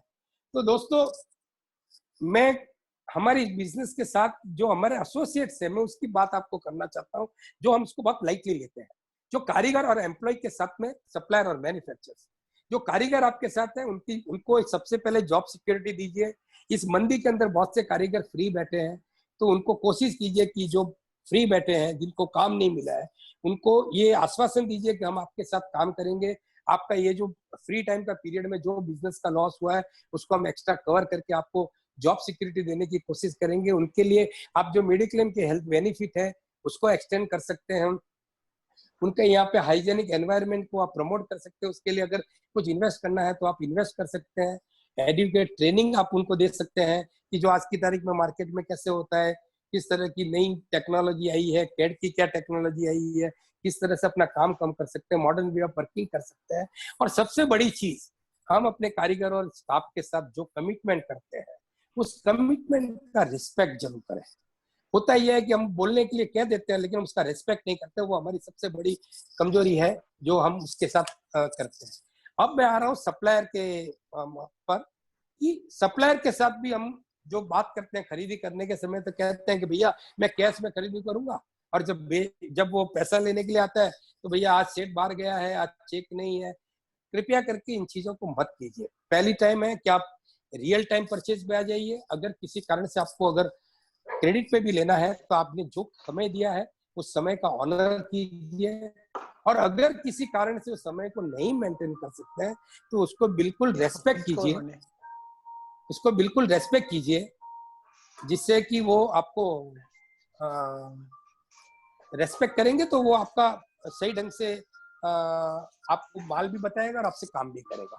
दूसरी बात है कि उनका समय जो होता है, जो टाइम आपने उनको दिया है, ऐसा नहीं है कि एक आदमी आ गया तो उसको आधा घंटा बाहर बिठा दिया, 1 घंटा बिठा दिया, ऐसा मत कीजिए। उनको जो समय दिया है उस समय का उनका रेस्पेक्ट कीजिए। ये मान के चलिए कि उनका भी समय इंपॉर्टेंट है, वो आपको सर्विस कर रहे हैं तो वो आप पे मेहरबानी कर रहे हैं या आप उन पे मेहरबानी कर रहे हैं, इस तरह का एटीट्यूड मत रखिए। हम पार्टनर्स हैं तो उनको भी इक्वल स्पेस दीजिए। उनके साथ अगर आप अच्छे रिलेशन रखेंगे तो आप उनके साथ मिलकर अपने जो बिजनेस कॉम्पिटिटर है उनकी था ले सकते हैं, उनकी स्ट्रेटेजी पता कर सकते हैं कि वो किस तरह की स्ट्रेटेजी पे काम कर रहे हैं, और उनके साथ में अगर आप बैठेंगे तो मार्केट में क्या ट्रेंड चल रहा है वो बराबर समझ पाएंगे। तो उनके साथ भी रिलेशन आपको बहुत अच्छा बनाने की जरूरत है, और समय समय पर उन्हें आप भी बताइए कि क्या इनोवेशन है, कस्टमर्स क्या नई चीजें मांग रहा है, ताकि वो उन चीजों को डेवलप करे और उसमें हम लोग आगे बढ़े। अब एक लास्ट एंड फाइनल स्लाइड मैं आपको दे रहा हूं, वो है प्रमोशन और मार्केटिंग। प्रमोशन और मार्केटिंग की जो स्लाइड है वो स्लाइड आपको यह है कि आपका जो डेटाबेस आपने बनाया है उसको सबसे बड़ा इंपॉर्टेंस दीजिए। हम हमारी दुकान का जो डेटाबेस है ये समझ के चलें कि आप कोई भी एडवर्टाइजमेंट करते हैं, कोई भी प्रमोशन करते हैं, फिर चाहे वो प्रिंट में हो, जो टीवी में हो, सोशल मीडिया में हो, उससे सबसे ज्यादा स्ट्रांग हमारा कम्युनिकेशन हो सकता है हमारे अपने डेटाबेस में। और उस डेटाबेस को आपको एनकेस करने की जरूरत है, उससे बराबर कस्टमर को एंगेजमेंट करने की जरूरत नहीं है। आपको अपना सोशल मीडिया ज्यादा ऑप्टिमाइज करना चाहिए, क्योंकि सोशल मीडिया ज्यादा चीपर वर्जन है। प्रिंट मीडिया से ज्यादा सोशल मीडिया आपको सही होता है, और सोशल मीडिया पे भी आपको फिजिकल प्रेजेंस आपको लेकर आना चाहिए। ये फिजिकल वर्ड्स ये है कि डिजिटल और फिजिकल। आजकल आपने देखा होगा कि अगर आपकी वेबसाइट है या आपके इंस्टाग्राम है या आपके व्हाट्सएप पे भी है तो कस्टमर वहां से आपको फोन कर सके, आपका ऐसा कांटेक्ट वहां से हो ताकि आपके स्टोर से जो भी है वो समय पे रियल टाइम बात कर सके, अपनी बात कर सके। तो उस सिचुएशन को भी आपको लाने की जरूरत है। आपको नए सेल्स इवेंट और ऑकेजन्स बनाने की जरूरत है। सिर्फ हम ज्वेलरी को वेडिंग ज्वेलरी बनाकर हम नहीं बेच सकते हैं, आपको उसके लिए नए ऑकेजन्स बनाने पड़ेंगे, नए इवेंट बनाने पड़ेंगे। जिस तरह से हम लोगों ने एक बहुत लंबे टाइम से अगर आपने देखा होगा तो अक्षय तृतीया को भी एक नया ऑकेजन बनाया है। अब आपके मदर्स डे है, जिस तरह अगर आपने देखा होगा तो रिटेल वालों ने 15 अगस्त और 26 अगस्त जो सबसे डल सीजन होता था उसको हाई सीजन में कन्वर्ट कर दिया है। तो हमको जो नए इवेंट और नए ऑकेजन्स है उनको प्रमोट करना चाहिए। मैं आपको एक बात कहना चाहता हूँ कि इसमें इंडस्ट्री बॉडी जो है उनमें ज्यादा रोल प्ले कर सकती है। ये जैसे कोविड के बाद जैसा कि सबको अनुमान है कि सोना एक बार 50,000 के आसपास हो सकता है। अब 50,000 के आसपास हो सकता है तो आपकी मजदूरी भी उसी लेवल के हिसाब से बढ़ जाएगी। लेकिन चूंकि आप एक पॉजिटिव मैसेज अगर इंडस्ट्री की तरफ से देना चाहते हैं, इंडस्ट्री की तरफ से अगर हम ये कह दें, ये प्रेस रिलीजेस चली जाए, लोगों से हम बात करके ऐसा माहौल बनाए कि नहीं आने वाले 3 महीने तक भले सोने का भाव 50,000 हो जाए, 60,000 हो जाए, हमारी जो मजदूरी 30,000 35,000 के समय में ली जा रही थी हम वही लेंगे in the interest of the consumer. और इसको भी हम एक ऑकेजन बना सकते हैं जिसमें हम ये नहीं कहते कि हम डिस्काउंटिंग कर रहे हैं, is as well as discounting but it is in a very positive way. उसके बाद अपनी वेबसाइट बनाइए, अपना मोबाइल ऐप बनाइए, अपना ई कैटलॉग बनाइए, ये भी आपके प्रमोशन के लिए बहुत जरूरी है। और आप रेगुलर उसके लिंक अपने डेटाबेस को आप भेज सकते हैं। और जो सबसे बड़ी चीज जिसको हम बहुत इंपॉर्टेंट नहीं लेते हैं वो है इन स्टोर विजुअल मर्चेंडाइजिंग।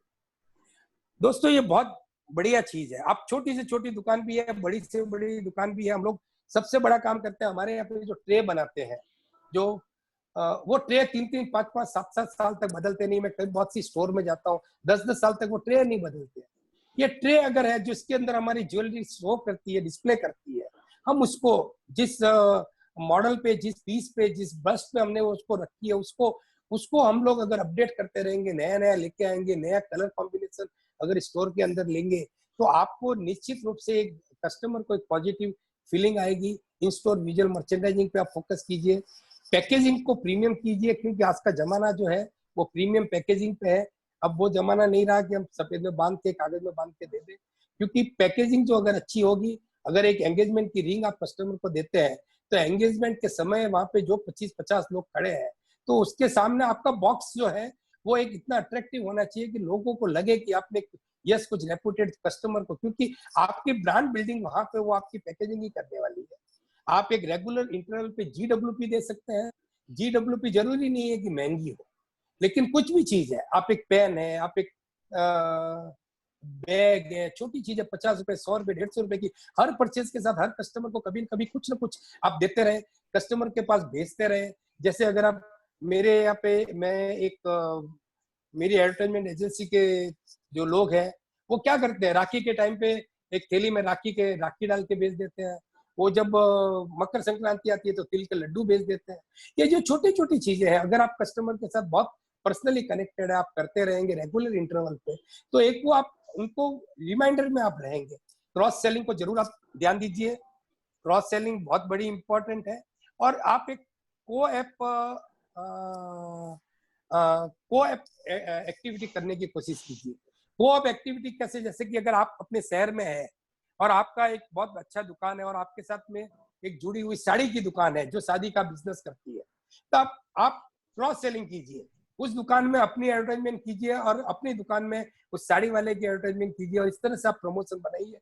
तो ये भी एक को ऐप एडवर्टाइजमेंट इवेंट हो सकता है। उनके लॉयल कस्टमर को आप डिस्काउंट दे सकते हैं और उनके कस्टमर अपने यहाँ पे आते हैं, उनको कुछ ऑफर्स दे सकते हैं।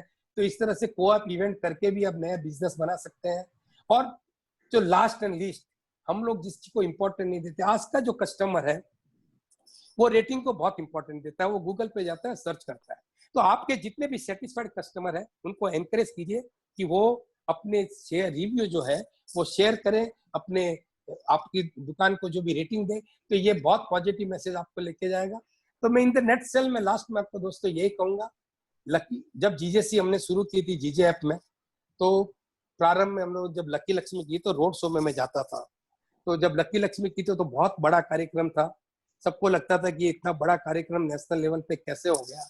और जब मुझे ये बहुत सौभाग्य है मेरा कि मुझे पूरे हिंदुस्तान में लकी लक्ष्मी के प्रमोशन में घूमने का मौका मिला, और मेरे बहुत से लोग जो है, मैं उस वक्त भी कहता था कि कौन कहता है कि आसमां में सुराख नहीं हो सकता, कौन कहता है कि आसमां में सुराख नहीं हो सकता, एक कंकर तो तबीयत से उछाल कर देखो यारो। तो ये सबकी कोशिश थी कि वो जीजे आज जीजेसी बन गई है और इतनी बड़ी ऑर्गेनाइजेशन बन गई है कि आज वो शायद सीधी गवर्नमेंट से बात कर सकती है। तो अगर हम वहां कर सकते हैं तो हमारे बिजनेस में, हमारी इंडस्ट्री को हम ये क्यों नहीं कर सकते, अगर हम एक साथ में पॉजिटिव अप्रोच के साथ में चले। दोस्तों, मैंने आपका बहुत समय लिया है और मैं ये मानता हूं कि ये विषय थोड़ा बड़ा था। आज हम इसके ऊपर थिंक बियॉन्ड और थिंक पॉजिटिव पे अब पैनल डिस्कशन करेंगे। और आज मेरे इस पैनल पर मेरे साथ बहुत से महानुभाव हैं। श्री विनोद कुमार जी पटना से हैं, गहना ज्वेलर्स से। श्री राजेश रोकड़े जी नागपुर से हैं। श्री वर्धमान कोठारी जबलपुर से हैं और श्री जीवी श्रीधर बेंगलोर से हैं। आज अभी सब हम पैनल डिस्कशन में पार्ट लेंगे, तो मैं सभी का स्वागत करता हूं। और मैं सबसे पहले प्रारंभ करता हूं विनोद कुमार जी से। विनोद कुमार जी, आप मेरे को सुन सकते हैं सर? हाँ, मैं सुन सकता हूँ। तो विनोद कुमार जी, आपका जो अनुभव और आप इस बिजनेस में जो इतने सालों से हैं, आप पटना सराफ एसोसिएशन से भी जुड़े हुए हैं, तो आपको क्या लगता है कि कोविड के बाद में हमारी इस इंडस्ट्री को किस तरह से हमको हैंडल करना चाहिए और किस विषय पर हमको ध्यान देना चाहिए? आप एक अपना शॉर्ट ओपनिंग एड्रेस दीजिए, फिर मैं सबसे ओपनिंग एड्रेस लेता हूँ, फिर हम डिस्कशन करेंगे। Good afternoon to everybody. देखिए दिनेश भाई, आपने जो प्रेजेंटेशन दिया है, मुझे तो लगता है कि ये हमारे लिए संजीवनी बूटी का काम करेगा। और ये जो समस्या जो सभी के दिमाग में एक नकारात्मक नेगेटिविटी जो आ रही थी, वो आज वो एक संजीवनी बूटी की तरह हम लोगों के लिए काम करेगा। आपने हर पहलू को लिया है मैं तो कहूंगा कि निराशा की जो प्रकाष्ठा होती है वहीं से हार शुरू होती है। लेकिन आपने निराशा को आशा में बदलने का जो हम लोगों को टिप्स दिया है वो सही में काबिल तारीफ है, और हर पॉइंट को आपने कवर किया है। और खासकर जो पॉइंट्स है जो आज हम उसको हम भुला सकते हैं, जैसे बैंक की बात आपने कहा कि लोगों की क्रेडिबिलिटी बैंक के प्रति कमी हुई है। हम अभी वो मैंने अपना निजी दुकान में ये काम चालू भी किया है, लोगों को कहा कि जब जिस समय बैंक में 25,000 रुपए तक की सिक्योरिटी थी, अभी तो लाख रुपए का बैंक का सिक्योरिटी हुआ। लोगों को मैंने उनको समझाया कि ये आपका एक एसेट है, आपके पास में ये हमेशा रहता है, सिक्योर्ड है। तो ये सारी बातें को आपने बताया, जो डाटा बेस के बारे में बताया, ये तो निश्चित तौर पर कुछ बहुत सारी नई बातें आपसे हमको जानने को भी मिली, हमको सीखने को भी मिला। लेकिन आपने जो एक बात बताया, जो आज के युग में जो ज्वेलर्स के बीच में हो रहा है, वो जो इसको हमें हेल्दी कॉम्पिटिशन्स नहीं मानते हैं, डिस्काउंटिंग, जो आपने भी इस बात को उठाया है, वो मैं कहूंगा, मैं सभी लोग से रिक्वेस्ट करूंगा इस बिंदु पर जरूर ध्यान दें। इन सारे चीजों के बाद मुझे कुछ कहना और रह नहीं गया है। आपने हम लोगों के अंदर में एक नई ऊर्जा का जो आपने जो हमारे अंदर में नई ऊर्जा भरा है, और निश्चित रूप से पोस्ट जो हमारे जो कोरोना के बाद जो हम लोग जाएंगे दुकान में, तो ये जारी जो हमारी जो नकारात्मक विचार थे, सोच थे, वो बदल गए हैं, और निश्चित रूप से हम लोग एक अच्छा बिजनेस कर पाएंगे। आपने बहुत सारे पॉइंट्स कवर किए हैं, उसको मैं दोहराना नहीं चाहता हूँ। विनोद जी, बहुत अच्छा लगा विनोद जी। लेकिन मैं अभी राजेश जी से चाहूंगा कि राजेश जी, आपने तो एक स्मॉल रिटेलर से अपनी दूरी तय करते करते मीडियम से लेके अब आप लार्ज रिटेलर हो चुके हैं। आपका अनुभव और आपकी जो जर्नी है वो हमको क्या बताती है कि इस कोरोना के बाद हमको उसको कैसे इससे निपट सकते हैं और कैसे हम इससे आगे बढ़ सकते हैं? Good afternoon friends. सबसे पहले तो मैं आज के इस वेबिनार के 4 आधार स्तंभ अर्थात अशोक भाई मीनावाला, हमारे भीष्म पितामह, नितिन भाई खंडेलवाल जो हर वक्त श्री कृष्ण की भूमिका में रहते हैं, आज के इस वेबिनार के लिए ऑलवेज पर्दे के पीछे खड़े होके टैकल करते हैं ऐसा अविनाश भाई गुप्ता, जो मैं उन्हें अर्जुन जैसा समझता हूँ, और आज के मॉडरेटर दिनेश भाई जैन जो एक धर्मराज युधिष्ठिर की भूमिका निभा रहे हैं। मैं चारों को सबसे पहले धन्यवाद देता हूँ। और आज तक के जितने भी वेबिनार्स हुए, मैं सबसे पहले दिनेश भाई मैं उसके ऊपर पहले जाना जरूरी समझता हूँ, क्योंकि वेबिनार होते समय हम लोग सुनते तो सब बहुत अच्छे से है, बट यह वेबिनार जितने भी हुए उसको अगर हम हमारे बिजनेस में इम्प्लीमेंट नहीं कर पाएंगे तो शायद यह वेबिनार लेने का कोई महत्व नहीं होगा। यह वेबिनार इतने पॉजिटिव एंगल से आप सभी को बताया गया है, इसका 100% इम्प्लीमेंटेशन करने के लिए आपको जिस दिन भी कोविड आफ्टर हमारे स्टोर्स जब ओपन हो जाएंगे, तो लगता है कि आपने ये सब पॉइंट्स लिख के एक हमारे एक दोस्त है नितिन भाई खंडेलवाल जी, सभी जानते हैं उनको, उनके एक मैंने एक पोस्ट नहीं देखी थी कि इम्प्लीमेंटेशन करते समय में सॉल्यूशन मैनेजर। तो इस तरह से अगर एक एडमिन मैनेजर आप लोग सभी ज्वेलर्स अपने पास रखे, छोटे लेवल बड़े लेवल जो भी जिस लेवल का है उस लेवल पे, लेकिन जो हम लोग सोचते हैं वो जब तक के हम अपने बिजनेस में इम्प्लीमेंट नहीं करते तब तक के उसका आउटकम कभी नहीं आएगा।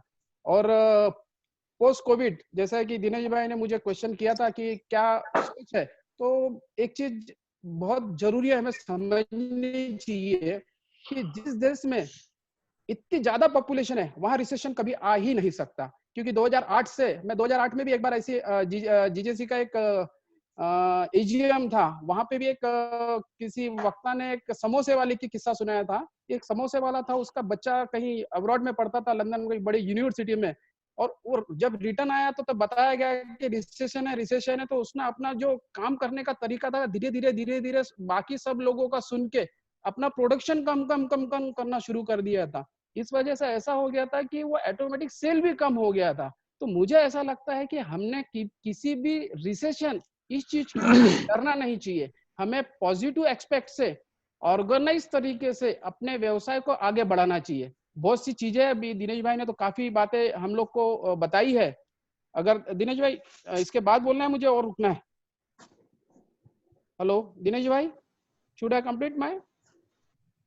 I think he's lost his mic okay sound. आप कंटिन्यू करिए तब तक। okay. and या ठीक है। नहीं, बाकी और स्पीकर से इसलिए मैंने पूछा, इसलिए मैंने परमिशन के लिए बात की। तो should I start? Please continue. देखिए, दो तरीके होते हैं, एक तो ऑर्गेनाइज, एक अनऑर्गेनाइज। जब से इस बिजनेस में आया हूँ, हम लोग पूरी तरह से अनऑर्गेनाइज थे, और तब से लेके तो आज तक के मैंने एक ही देखा है कि जो अनऑर्गेनाइज है वो कभी भी बड़ा नहीं हुआ है। आप किसी भी इंडस्ट्री में देख लीजिए, और ऑर्गेनाइज होने के बाद उस आदमी ने, अगर उस ज्वेलर्स ने या उस ट्रेडर्स ने ऑर्गेनाइज स्टाइल से अगर अपना काम करने का तरीका रखा है, तो कई ऐसे उदाहरण है कि वो बहुत बड़े लेवल पे अपने आप को लेके गया है। अर्थात आपने अपने काम करने के तरीके को बदलना पड़ेगा। आज भी बड़ा दुख होता है जब कोई ज्वेलर्स एक हाथ से लिखा हुआ बिल किसी कस्टमर को देता है तो एक ऑथेंटिसिटी नहीं लगती। आज के तारीख में हम 50,000 लाख रुपए के आईफोन्स और स्मार्टफोन्स यूज करते हैं, परंतु एक सॉफ्टवेयर लेके अपने व्यवसाय की सबसे जरूरत वाली चीज है उसको हम लोग यूज नहीं करते। वो करने की बेहद जरूरी है, जिससे कि हम लोग एक प्रॉपर तरीके से अपना कस्टमर का डाटा रख सकते हैं, हमारे पास प्रॉपर इन्वेंटरी रह सकती है। और प्रॉपर इन्वेंटरी अगर रहती है तो हम लोग पिछले साल हमने क्या किया था और इस साल हमने क्या खोया है और क्या पाया है, हम दोनों में डिस्टिंग्विश कर सकते हैं। ये बेहद जरूरी है।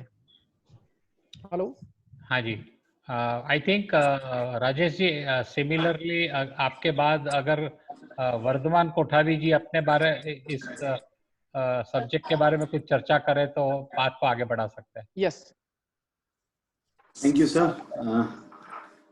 जैसा सभी जन कहते हैं, मतलब मैंने तो शुरू से been a founder member of CJF and GJC, और अशोक जी लोगों से जितना शुरू से मेरे को सीखने को मिला है, बियॉन्ड इमेजिनेशंस, अशोक जी हो चाहे नितिन जी हो, तो बाद में अविनाश जी से भी जुड़ा हुआ श्रीधर जी। ये पिछले जो वेबिनार्स में हम सब सीखते हैं, अगर हमने एक एक चीज भी उठाई, और मैंने इस बात को कंफर्म भी किया नितिन जी, दिनेश भाई, from everything we can, from every webinar we can pick up some or the other thing, and I have picked up some or the other thing. So we have to think positive. ठीक है, issue आया है, Covid आया है, but जो कि दिनेश जी के presentation में था, scenario 1, 2, 3, I believe India will be in scenario 2। हम मिड में तक इस कोविड-19 से बाहर आ सकेंगे। दिनेश भाई, can you speak? Hello, can you hear me? We can hear you very well. Okay. Ashish, sorry sir. Vardhaman Kothari ji का चल रहा है, बताइए।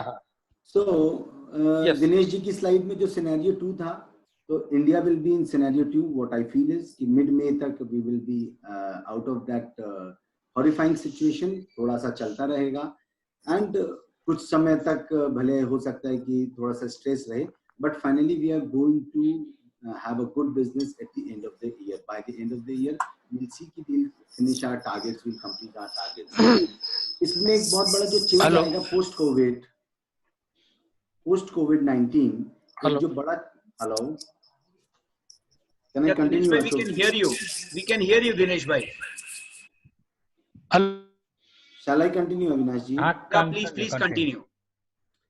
पोस्ट कोविड जो एक चेंज आने वाला है कि यहाँ पे जो यूथ है, यूथ भी अपनी स्पेंडिंग नेचर से सेविंग नेचर में शिफ्ट होगा। उसने भी ये देखा है कि कैश रिजर्व की कितनी आवश्यकता होती है। सबसे एक और इम्पोर्टेंट पॉइंट है जो हमें पॉजिटिव अप्रोच की ओर ले जाती है, इंडियन गवर्नमेंट की, इंडिया की पॉपुलेशन, और उस पॉपुलेशन में जो गवर्नमेंट एम्प्लॉइज हैं और पेंशनर्स हैं, that figure is around 4 crores, 3.5 crores to 4 crores हमारी गवर्नमेंट, डिफेंस एंड पेंशनर्स। और 7th पे स्केल के बाद इनकी जो पे स्केल हो गई है, दैट इज इनॉर्मस। तो ये सब एक टायर 2, टायर 3 में बहुत बेनिफिट होगा। हो सकता है टायर 1 सिटीज में situation. Ashish ji, can you speak near the mic? You are too away from the mic, I think. It's not clear now? Is it clear now? या So, जो government employees 3.5 crore to 4 crore हैं, इनकी जो पे स्केल है उस हिसाब से जो इनकी सेविंग्स है वो एक ज्वेलर्स को ही सबसे ज्यादा फायदा देने वाली है, specially in tyre 2 and tyre 3 cities. जो किसान हैं, इस बार की जो खेती अच्छी गई है, तो पोस्ट कोविड-19 किसानों के लिए राहत अभी से दे दी है सरकार ने। Post covid they are also they will use their savings in jewelry after some time, might be take a month or 2 months, but finally the money is going to come into jewelry also. Now the another point is कि इस कोविड-19 में जो आज हम इस webinar को attend कर रहे हैं, वैसे वर्क फ्रॉम होम का कल्चर बहुत तेजी से बढ़ा है. सो दिस विल अगेन बहुत सारे लोगों की सेविंग्स बढ़ाएगा, because as from work from home has gain pace which will lead to less expenditure, because less of travel and less of hoteling और व्हाटएवर जो भी उसकी लग्जरी लाइफस्टाइल है उसमें एक बड़ा चेंज आएगा, which will again increase the saving in every pocket. And सबसे ज्यादा वो यही पे डिपेंड करेगा कि वो उसको कैश रिजर्व में रखे, और कैश के बाद सबसे बड़ा लिक्विड कैश है ज्वेलरी, गोल्ड. हम अभी अगर पिछले 1 महीने का ETF का, मैं एक वेबिनार में था जिसमें पृथ्वीराज जी बता रहे थे कि every day there is a buying of around 6 tons to 10 tons in ETF. Right now it's happening. और 300 tons हम पिछले 25 दिन में देख चुके हैं ETF में बाइंग में. तो आप इमेजिन कर सकते हैं जब फिजिकल आएगा. आज भी ETF सिर्फ इंटेलेक्चुअल लोगों की बात है, आज भी कई लोग हैं जो फिजिकल गोल्ड को बाय करके रखना चाहेंगे. करंट सिनेरियो को भी देख करके हम ये समझ सकते हैं कि हमारी physical buying after some time आएगी. ऑफ कोर्स ये हो सकता है कि कुछ दिन गोल्ड सेल के लिए आए, गोल्ड सेलिंग आए, but we have to manage that liquid cash, which I think every retailer can do it, but later on jewelry buying pakka आएगी. So problem is there, but we'll have to find a solution. मैं specially tyre 2 और tyre 3 cities में बोलना चाहूंगा, जो दिनेश जी, राजेश जी ने बहुत अच्छे से एक्सप्लेन किया. हर बार मेरी कभी आपस में गांव के ज्वेलर से बात होती है कि सॉफ्टवेयर में शिफ्ट हो जाओ, जैसे टाइम नहीं है, और अभी टाइम के अलावा हमारे पास कुछ नहीं है. तो this is the time. Her jeweller को अपने आप को ऑर्गेनाइज करना चाहिए, अपने आप को सॉफ्टवेयर में शिफ्ट करना चाहिए, अपनी टैगिंग को सॉफ्टवेयर में करना चाहिए. एक छोटा सा एग्जांपल, मैं मेरी दुकान में आज की तारीख में पेन और कलम नहीं इस्तेमाल करता, ना मेरा कोई स्टाफ करता है. एवरीथिंग इज बीन स्कैन्ड, और जब वो एक कंप्यूटर की स्लिप निकलती है इवन इन एन एस्टिमेट, एक कस्टमर को बड़ा सेटिस्फाइंग लगता है कि इनके यहाँ ट्रांसपेरेंसी है. तो आपको हमको मिलके मेरे ख्याल से मेहनत करनी चाहिए. ईयर एंड में हम आकर के देखेंगे कि जो हमारा अप्रैल में हिट भी हुआ है, आई थिंक सो कि वी विल हम वहां तक पहुंच जाएंगे जो हमारे ईयरली टारगेट्स हैं. गोल्ड एक ऐसा लिक्विड रहने वाला है, लिक्विड कैश रहने वाला है, जिसमें सबको बिलीव आएगा, जिसको हम ETF में ऑलरेडी देख रहे हैं. So this is what is my submission. Chat quality. Yeah. Sridhar ji. हाँ जी.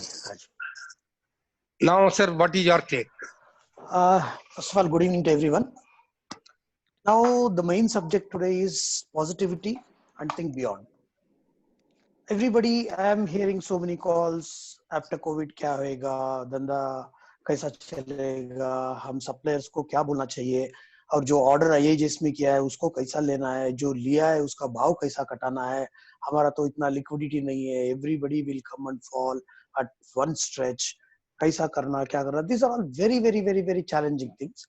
But friends, I tell you one thing, just I will take back to you at the time of Hiroshima, Nagasaki. Okay, I think I'm not audible. Can I? Yes, am audible now? No, you are audible. You are audible. Okay. Yeah. Okay. See, at the time of Hiroshima, Nagasaki, after the World War, how the entire cities which were affected or the countries which were affected went down, and how it came back. See, if you take a ball and throw it to a wall, to the whatever fastest possibility is there, it will rebound to that extent. Today, India is a country with lot of assets and availabilities, with lot of youngsters, lot of young minds, young thoughts, where the entire world today is focusing on India. So now I don't see anything which is going to be a problematic situation. First comes the essential commodities. दोस्तों अभी हमारा हिसाब से क्या है, almost for the 2 to 3 months everybody is in full stock with essential commodities. Now that comes apart. Second, it comes to, what to do with the luxury products. What are the luxury products and how it comes? Now we are not going to compete among ourselves. हमारा competitions है luxury products like cars, luxury watches, brands, these kind of things, and we are not competing ourselves. We have to compete with these particular products. अभी car लेने का थोड़ा time सोचता है, मगर jewelry लेने का no lady in the house will stop buying. They will be waiting for to come and rush and come to buy the jewelry, provided अभी 2-3 महीने में जो भी पेमेंट्स आया हुआ है, जो भी अमाउंट्स आया हुआ है, that will be accumulated. Of course, you have to, when you take a cone, there is always a thicker side and thinner side of the cone. You have to concentrate on the mid segment, upper mid segment, and especially on the HNIs. HNIs का token size इतना बड़ा हो जाता है, especially let me take back to before COVID. I was talking to most of my friends. All they were telling, sir, business तो ठीक है, मगर what is the token size? 10 से 15, 20, 25,000, 30,000 का token size थोड़ा कम हुआ है, मगर बड़ा token size वो अच्छा हुआ है. See, this is what is there. So now that is one thing. Second thing, we also do this advanced purchase plans, so-called schemes. We don't call it as schemes. It is a advanced purchase plans. Whoever has enrolled and whoever is paying digitally, आज भी digitally जो pay कर रहा है, almost 70 to 80% of that pay. Avinash जी, थोड़ा I think I'm getting a lot of echo. थोड़ा mute कर सकता है? किसका पास echo आ रहा है, चेक कर को? नहीं, परफेक्ट है. आइए आप चलिए, कोई आपका आवाज एकदम सही आ रहा है सर. हमको परफेक्ट आ रहा है. सही आ रहा है आवाज आपका, परफेक्ट. आपका आवाज सही है sir. Okay, fine, thank you. So whatever the advanced purchase plans, अभी जो हमको जो messages आता है, जो 1000 पे करता है, 50,000 पे करता है, 10,000 पे करता है, उसका पूरा digital payments जो है वो पूरा आ रहा है. What does it mean? It clearly indicates where the recession is hit. No, you just have to concentrate on that particular segment where the recession is not hit, and you have to start working towards the positivity. The best thing what you have to do now is keep personal touch with your customers. Call them, create nice slides. Whatever we do, don't do for the business purpose. Do from the bottom of your heart. Create nice slides. Lisa, inquiring about them. Don't talk about business. Inquiring about them. Sir, how are you? How is your family? Stay home, stay positive. और जैसा अपना मोदी जी ने कहा है कि 7 point जो किया है उसको एक अच्छा टेम्पलेट बनाइए, उसको भेजिए. Keep in touch with all the customers and make sure once business opens, when you start calling people, then it says, अरे यार तुम्हारा business के लिए मेरे को call किया है, तुम्हारा धंधे के लिए call किया है. Don't do that. Be positive. Make use of these, whatever the digital things are happening, let it happen. And let it happen more aggressively. This, I can say, is a personal touch. Friends, I have sent these kind of slides. I have put this in my status. I've got enormous response. So many of customers were so happy. They sent some smiley faces and thank you so much for your inquiry, sir. We are all happy. We hope to expect the same from you all. And now, one of the main focus in this particular webinar is small and medium, how they should operate. What is the mode of operandi? Friends, I wanted to talk about myself. See, I started the business in 4 square feet store. Maybe this is our 7th or 8th store of mine. Now the store size is approximately about 7,000 to 8,000 square feet. What is the USP behind that? Stay positive. Always give the customer a very good personal touch. When the customer comes to you, there are people who wanted to attend. Don't even talk about business. Sir, aap kaisa hai? Aapka beti kaisa hai? US se aa gaya. Then they call for a wedding. You go and give a present in the wedding. Sir, aapka wedding mein, madam, you are looking fabulous. You are looking very good. Arrangements were very good. Food is very good. In a wedding, there is only about 70-80% kitna bhi acha kiya, 10% minuses रहेगा. Never talk about minuses. Talk about only good things, whatever happened, and tell them, make them feel them special. How the wedding was, what it is. Keep the personal touch, especially for the mid and medium segment and smaller jewelers. This is very, very important. The advantage of chain stores or bigger stores and you is, the owner is sitting in the store. When the owner sit in the store, दोस्तों बहुत फर्क पड़ता है. When you talk to them, sir कैसा है, please come, just with a good smile, talk with a good hospitality, it makes a lot of difference. And once the customer feels happy, a smile in the customer, your 50% goods is sold. You have not even made the customer to sit. You have not even started the customer by showing the designs. You are only talking, put a हाथ उसका कंधे पर हाथ डाल को, sir कैसा है. Customer feel special. Boss, उसका ओनर मेरे से बात किया, उसका फ्लोर मैनेजर मेरे से बात किया, अरे वो जो मेरा regular the person who attends me, she talks to me so well. Offer, sir पहले वो सभी भूल दीजिए, पानी लीजिए, sir what do you like to have, some coffee, tea, hospitality, and whatever you do, please do it from your heart. Please do it from your heart. जैसा अपना दिनेश भाई ने बताया, even for a repair customer, give the same importance. And whoever comes, footfalls कैसा पड़ता है वो देख लीजिए. See, before I never used to concentrate on smaller items. These days smaller items का हमारा नफा ज्यादा है, birthstones का नफा ज्यादा है. Make sure, sir, आप आया है, what is your, you just observe his hands. कौन सा अंगूठी पहना है, sir, why don't you wear a birthstone ring? I can give you your horoscope.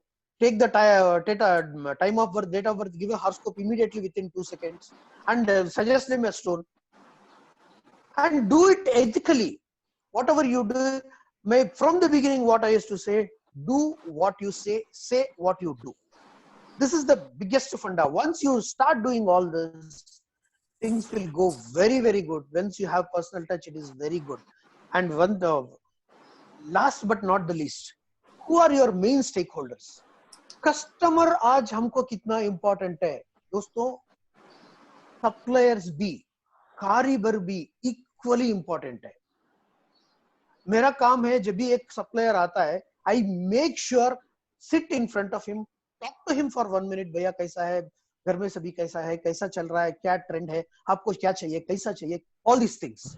So start doing all these relations. Once you start, when the supplier comes to you, or if the supplier does not come to you, make sure that you call your supplier, call his boss, sir आपका इस बार design अच्छा था. बोले ठीक है, आधा touch तो ज्यादा जोड़ लिया, बात अलग है, मगर आपका आइटम अच्छा था. और सर वो जो आइटम आपने भेजा है अच्छा सेल हुआ है, मगर वो क्या वेट कर रहे हैं, जो 10 ग्राम बनाया वो 8 ग्राम में बना सकता है. You start giving these kind of things. आपका कारीगर को इतना ही रेस्पेक्ट दीजिए.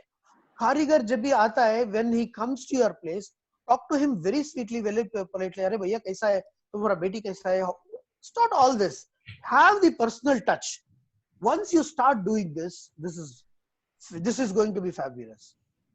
And the main important thing is our team. I will never say my staff as my staff. मेरा काम करता है ऐसा कुछ बोलता नहीं है.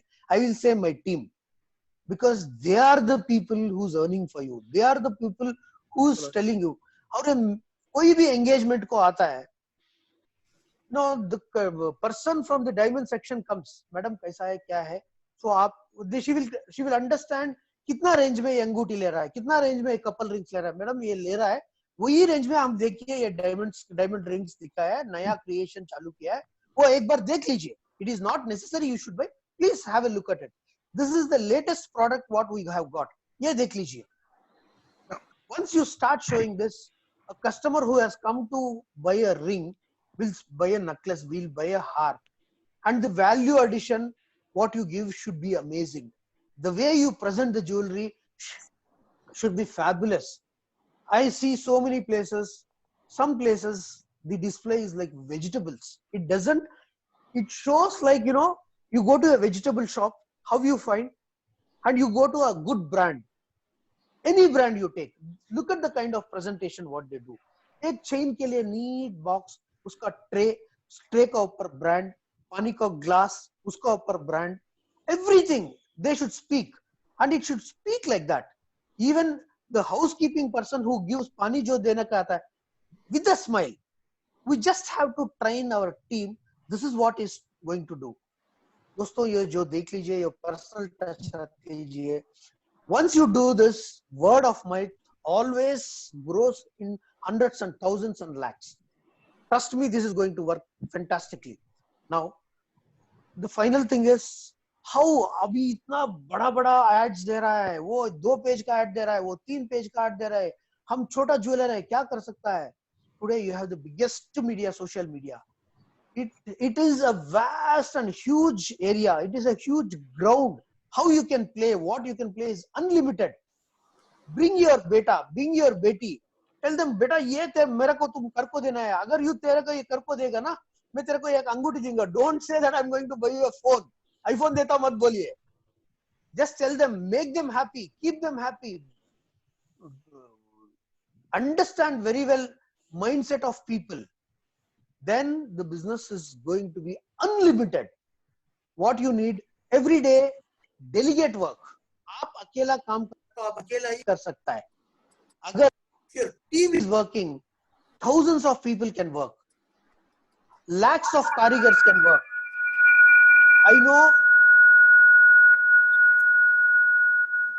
I know the biggest challenge what is happening today. Forget about the competition. The competition doesn't count at all. It all depends upon how you present yourself, how you keep the pleasantness in your showroom, what you do, how you, the moment the security opens the door, a good, nice, lively person who welcomes the customer, that makes, from there itself, differentiation starts. From there itself, your sales starts. And you know, madam, aap kaisa hai? How was the response? Take the feedback. Biggest thing is you have to take the feedback physically and Google, by way of Google also. Physically, जब आप लेको जाने का रहे तो they will not have a time. You keep a pen and complete structure as just 3-4 टिक करना है, बस और कुछ नहीं करना है. उसको लिखने का, अगर रिमार्क्स में लिखना है, लिखने दो. This is most important. When you start doing all this, and you are going to be outstanding, you have to look different. You have to make different. I remember Hemant by telling, I am a brand. What makes the brand here? Look at my way of presenting myself. Look at my way of dressing sense. Look at my way of presenting. And look at all these things makes a lot of difference. And the way webinars have been conducted, my God, hats off to the entire team. Amazing. No word about it. Where we are lacking, as our beautiful panelists said, we are lacking in implementing. आपका पास अगर 10 लोग रहे तो एक को एक delegate कर दो. Apart from sale, because you are a small, apart from sale तुमको ये करना है, तुमको ये digitalization करना है. जैसा आशीष जी ने बोला है कि customer is more confident because I don't use pen and paper. That makes the difference. That makes the difference. अभी हमारा राज रोकड़े का ले लीजिए, नाम में ही उसका रोकड़ा है. How he, when I went to his showroom, my God, fabulous. The kind of hospitality what we get is amazing. See, these are all the main things which makes a lot of difference in the business. Mainly ours is not less than a hospitality industry. See, the people have money of travel, the people have money of cars, the people have money of luxury bags, luxury dresses, everything. It all depends on how you grab your share. Your biggest competitor is not your jeweler, my friend. These are your biggest competitors. Once you start doing this, you do not make them anybody to go to other places. Start following now. Start sending messages. Start doing this. I think I've taken a lot of time. Dinesh bhai, ball is up to you. Yeah, thank you, Sridhar. Avinash ji, abhi now we can take a question and answers. If you have any queries or questions, something. Avinash ji, can you hear me? Avinash जी की आवाज नहीं आ रही है. I will tell you. I have unmuted myself. Ashok bhai. Okay, there was one question which had come up earlier, that how do we actually motivate our staff at the down in our companies at the down level to really work as a team? Dinesh bhai. Yeah. See, the motivation is a very big issue. Motivation तो अगर leader का जो motivation है अगर वही कम हो जाता है तो स्टाफ को मोटिवेट करना थोड़ा मुश्किल हो जाता है. तो इसमें जो लीडरशिप क्वालिटी है वो बहुत इंपॉर्टेंट रोल प्ले करती है. लीडरशिप को लीडर अगर ये बात करेगा कि बिजनेस ही नहीं आ रहा है, अभी बिजनेस ठंडा है, अपना बिजनेस नहीं होने वाला है, तो आप स्टाफ को कैसे मोटिवेट कर सकते हैं? आप स्टाफ को मोटिवेट नहीं कर सकते. तो स्टाफ को मोटिवेट करने के दो रास्ते हैं. स्टाफ को ये कॉन्फिडेंस होना चाहिए कि जो हमारा जो लीडर है वो लीडर किसी भी परिस्थिति से हमको बाहर निकाल सकता है और हमारा बिजनेस जो है वो कैसे भी करके वो ग्रो करेगा. अब उसको ग्रो करने के लिए स्टाफ को मोटिवेट करने के लिए अगर आप स्टाफ को कहेंगे मोटिवेट करें, लेकिन उसके लिए जैसा चाहिए वैसा राइट इन्वेंट्री अगर आपने उसको नहीं दिया है तब भी स्टाफ मोटिवेट नहीं होगा.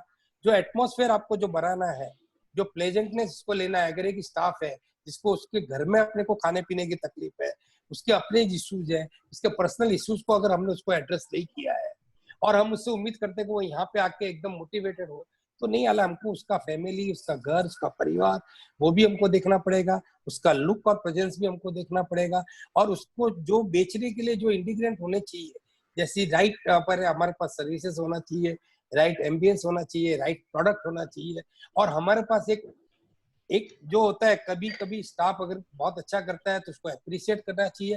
अगर कहीं कभी गलती कर लेता है तो उसको ये कहने की जरूरत नहीं कि भैया तूने गलत किया, ठीक है बेटा, better next time we can do the better. We should not उसको उंगली नहीं करनी, जैसे कि हम लोग करते हैं बहुत चिल्ला लेते हैं, तूने ये क्या किया, तूने ध्यान नहीं दिया. इस तरह से नहीं करना चाहिए और इंसेंटिवाइज करना चाहिए. This are the ways what I think is good for the motivation. But मैं राजेश जी को इसमें जरूर चाहूंगा कि राजेश जी आप क्या सोचते हैं कि कस्टमर को, स्टाफ को मोटिवेट करने के लिए क्या किया जा सकता है? बिल्कुल, इसमें 2 या 3 चीजें हमें बहुत जरूरत है ध्यान रखने की. पहला तो ऐसा है कि जैसे पास्ट कोविड जैसे हम लोग स्टार्ट करते हैं हमारे बिजनेस पे, तो विद इन 1 वीक और 2 वीक हम लोग को एकदम से रिस्पांस नहीं मिलेगा, बट वो पीरियड को हमने अपने पॉजिटिव इसमें लेना चाहिए. I am audible? Yes, very much. तो हमें हमारे स्टाफ को उस समय में इतना तैयार करना है, उनका आत्मविश्वास इतना बढ़ाना है, क्योंकि कैसा हुआ ये करीब 1.5 महीने का जो गैप आ जाएगा, पूरा महीने से 1.5 महीने का लॉकडाउन का, उसके बाद फिर से स्टार्ट करना ये वैसे ही होगा जैसे 2 महीने की समर की छुट्टियां होने के बाद फिर से कॉलेज में जाना या स्कूल में जाते हमें पहला 1 हफ्ता अंडरस्टैंड समझना पड़ता है कि एक्चुअल क्या पढ़ना है. सेम वैसे ही हमारे स्टाफ को हमें इतना मजबूत करना पड़ेगा, उनको उनका कॉन्फिडेंस बिल्डअप करना पड़ेगा, उनको रियलाइज वैल्यू बतानी पड़ेगी कि हम उनका ओनर एक बहुत लॉयल और अच्छा है कि ऐसे पीरियड में भी वी हैव पेड हिम. तो ये एक सबसे जरूरत वाली चीज मुझे एक लगती है जिससे कि हमारा स्टाफ आउटकम अच्छा देगा. नंबर 2, हमारी इंडस्ट्री अभी सर्विस इंडस्ट्री हो गई है. जैसे कि पहले भी दिनेश भाई ने भी बताया कि everywhere we have to take care. तो जिस तरह से हम लोग कस्टमर के तरफ सर्विस इंडस्ट्री की तरफ उनको सर्व करते हैं, वैसे ही हमारे स्टाफ के लिए भी हमें उनकी वैल्यू समझनी पड़ेगी. जैसे कि कभी भी जब 4-5 स्टाफ एक साथ है और कोई गलती करता है तो कभी भी हम उन्हें अपमानित न करें. ऑलवेज एक ओनर ने भी स्टाफ के साथ सम्मानजनक तरीके से बात करनी चाहिए, क्योंकि हम जब स्टाफ को सम्मान देंगे तो उन्हें वो फील आएगा कि हाँ यार, मेरा बॉस मेरे साथ इतने अच्छे से बिहेव करता है, I will be loyal with him. क्योंकि आप हर चीज पैसे से नहीं खरीद सकते. 2 मीठे बोल अगर आप अपने स्टाफ के साथ अच्छे से बात करेंगे तो 100% आपको वो सेल में रिफ्लेक्ट करके देगा. Dinesh bhai, if I may, there are 2 ways. One is, are you a owner or are you a leader? First, we'll have to decide हम owner है क्या, leader है क्या. A owner behaves, तुम owner रहेगा, वो काम वाला रहेगा. A leader रहे तो आप team leader रहेगा, वो team member रहेगा. Now, when coming back, how to motivate? Sir, I have been taking this webinars with my team. Each and once in at least 3 days, once in at least 4 days. We are just try first. वो क्या पूछ रहा है, आपका family कैसा है, आप कैसा है, what is that you want, how is that, what I can do. कोई ने बोला सर हमको मेरे को एक प्रॉब्लम है, इतना पैसा का जरूरी है, immediately जिसका पास वो पैसा नहीं था, वो उसका गूगल पे नहीं था, we made sure that the money was received to him. वो जो अभी जो that girl was literally crying and telling you'll never forget in life. So don't wait till you open. Start doing the. आज सबका पास smartphones है, Start doing the webinars, Zoom, with the team itself. Start motivating. Take the inventory. मैंने अभी जो first webinar लिया उसमें किया orders कितना पेंडिंग है, किस किस का पास है, मेटल किसका पास अटक चुका है, हॉलमार्किंग में क्या आइटम अटक चुका है, हमारा पास क्या आइटम आया है, हमको ये टैली होता है क्या, all these things. So once make responsible for the team, automatically they will be loyal and they will do the best. Sorry, I have interrupted. Yeah, next question, sir. I think Ashish bhai wanted to tell something. Okay, please. आपने बताया, but मैं वही चीज बताना चाह रहा था कि एक हमारे जो खुद के टीम का एक व्हाट्सएप ग्रुप है, उसमें after few days when the webinar started I just left a message.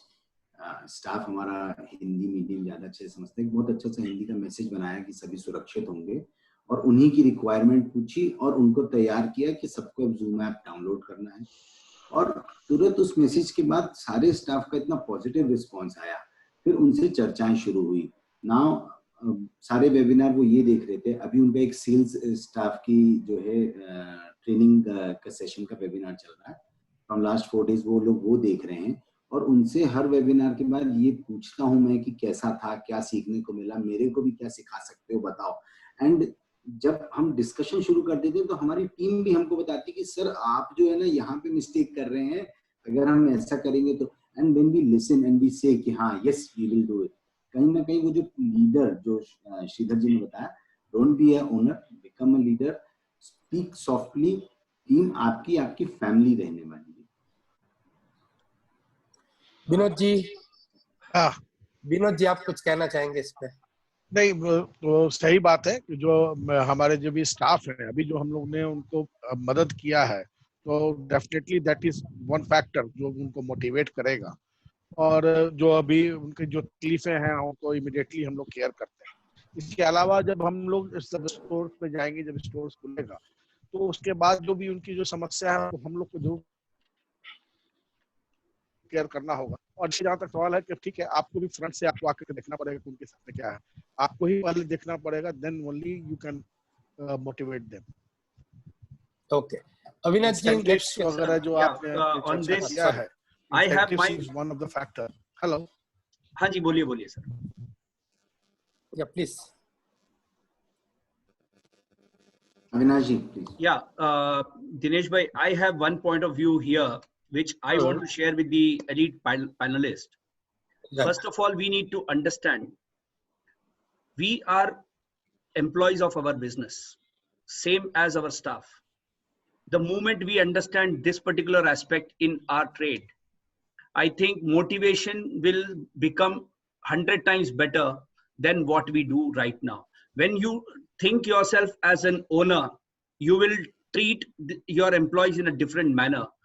Whereas the moment you understand you as an employee of your business and all are your colleagues, things will change. This is my perception on this particular aspect. And now, sir, one more question is there.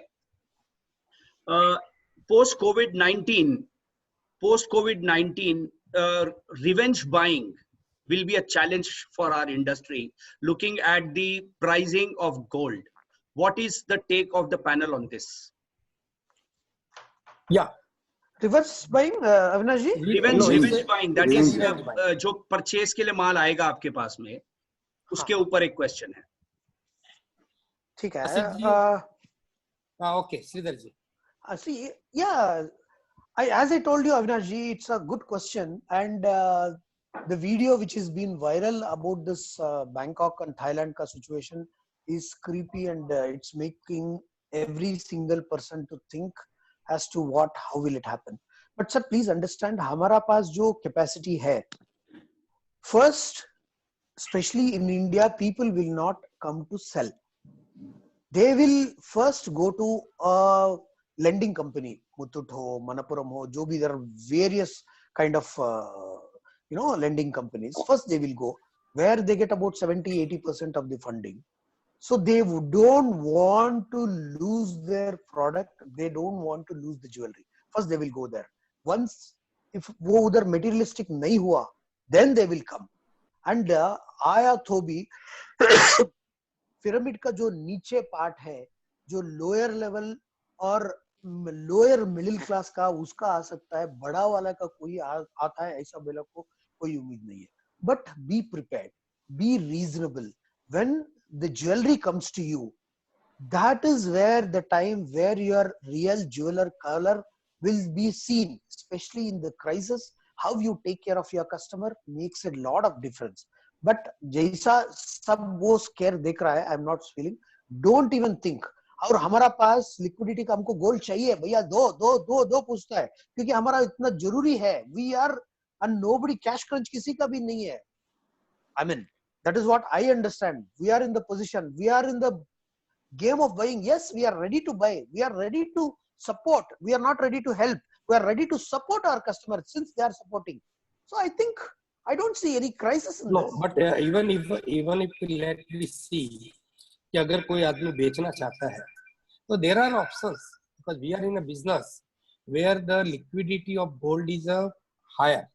We can have a lot of areas where we can sell. We can sell in the market also. We can sell it on MCX also, and we can give the good delivery through MMTC. We can do a lot of other activities. We also consume also, because ऐसा तो नहीं होने वाला है कि आपका जो customer बेचने को आएगा तो खरीदने को कोई नहीं आएगा, वो भी तो नहीं होने वाला है. बिकॉज अगर ये सीजन देखने जाए तो मार्च, अप्रैल, मई, जून, जुलाई, इस महीने में जो शादियां होने वाली थी, जो सीजन थी, वो तो पूरी की पूरी पोस्टपोन हो गई. तो निश्चित रूप से दिवाली के बाद वो एक नया आपको मार्केट ओपन होना है, तो डेफिनेटली जो आपका एक्चुअल मार्केट था उससे 50% बढ़ेगा, तो आपका बाइंग भी आएगा. तो ये एक शॉर्ट टर्म के लिए एक सेलिंग स्ट्रेटेजी लोगों की हो सकती है जो चाहते हैं कि मेरे पास इमीडिएट इस पे प्रॉफिट करना है. उससे ज्यादा इसका ज्यादा इफेक्ट नहीं आएगा, और अगर आएगा तो भी हमको इसको लिक्विडिटी हमारी इसमें हायर है, हम लोग इसकी लिक्विडिटी कर सकते हैं. तो मैं नहीं समझता हूँ कि इस रिवेंज बाइंडिंग में ज्वेलर्स को कोई ज्यादा कंसर्न करने की जरूरत है. Anything you would like to add Ashish जी?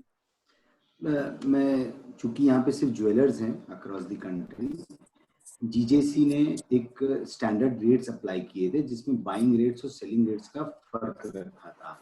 आज कई लोग उसको लागू नहीं करते हैं. दिस इज द टाइम हम अपने अपने शहरों में जो लोकल एसोसिएशन से कहीं ना कहीं बाइंग रेट और सेलिंग रेट का डिफरेंस बना लें, क्योंकि भाव बढ़ने के कारण वो मुनाफा वसूली के लिए कई लोग आएंगे. कई फैक्ट्रीज वाले, छोटी इंडस्ट्री वालों ने एज एन इन्वेस्टमेंट बुलियन रखा है, या किसी को अचानक छोटी फैक्ट्री वाले को उसकी जरूरत है, तो they might come for sale which may happen for a month और so, not more than that. तो वो जो सेलिंग है, अगर हम उसमें बाइंग और सेलिंग रेट्स में हम लोकल एसोसिएशन में कोऑर्डिनेशन कर लें तो उसमें भी मतलब हमको लॉस नहीं होगा, और MCX में वी कैन हेज इट अगर हम अपने पास रखते हैं तो. हाँ, लिक्विडिटी थोड़ी सी तो रखनी पड़ेगी. कस्टमर को रिफ्यूज करना would be a wrong idea कि हम अभी बाय नहीं कर पाएंगे, that would be a wrong idea. Customer को हम अपने वापस भेज रहे हैं, आज हम उसकी बाइंग करते हैं, 6 महीने बाद वही बायर हमारा खरीदार हो जाएगा. We should take care. एक लोकल एसोसिएशन में बाइंग और सेलिंग रेट का डिफरेंस हमको मेंटेन करना चाहिए. So next question, sir. To ask a question, Mohanlal ji, please, आइए बोलिए. Mohanlal ji.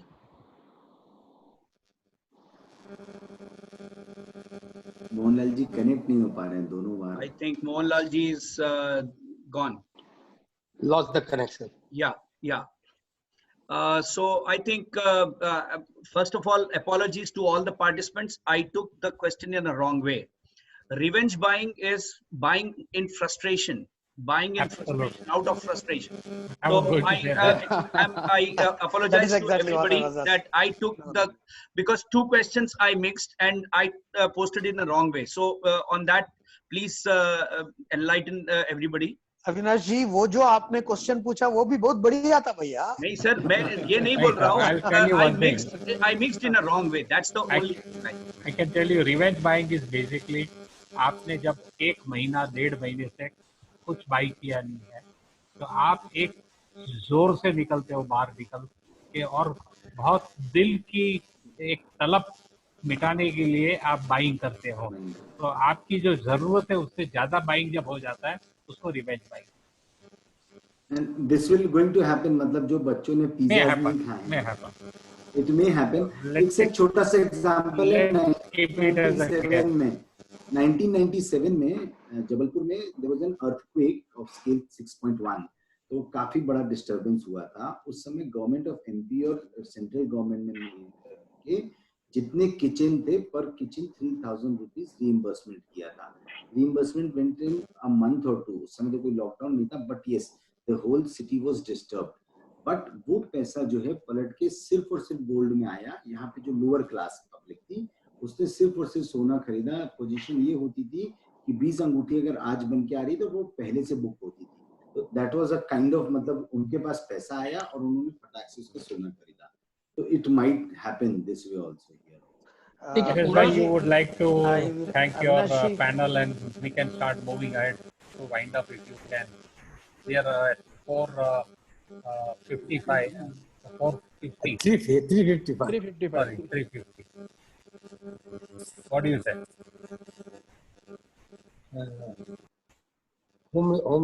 Ashok bhai, you ask. Hello. Dinesh bhai. Mohanlal ji. Would you like to wind up and start thanking your panel? No, if there is no question, yeah, then would definitely like to wind up. We had a very good session. All the speakers have given their best of their views. बहुत अच्छी हम लोगों ने एक दूसरे को समझने की कोशिश की। लोगों का जो बिजनेस का किस तरह का तरीका है, आने वाला समय क्या है, किस तरह से उस तरीके को जो समझना है, उसमें जो भी आउटपुट यहाँ पे आया है वो बहुत ही अच्छी तरह से लोगों के बीच गया है, मैं ऐसा मानता हूँ। तो यहाँ पे जो भी यहाँ पे पधारे हैं, ऑल द पैनलिस्ट, रोकड़े जी, राजेश रोकड़े जी, विपिन, विनोद कुमार जी, वर्धमान कोठारी, श्री श्रीधर, अविनाश जी, अशोक भाई, आप सभी का बहुत बहुत धन्यवाद कि आप लोगों ने इस कार्यक्रम में भाग लिया। आप लोगों ने इसमें अपने व्यूज भी दिए और आप लोगों ने जो एफर्ट दिए इसके कारण से इस इंडस्ट्री को निश्चित रूप से इसका फायदा मिलेगा। और सभी सुनने वालों को भी बहुत बहुत धन्यवाद इस शुभकामना के साथ कि पोस्ट कोविड आपके लिए बहुत फ्रूटफुल हो और सभी के लिए जो भी इच्छा है उनको पूरा करें। दिनेश भाई, एक second, Mohanlal ji wants to speak. Ashok भाई, just a minute. Mohanlal ji बोलिए please.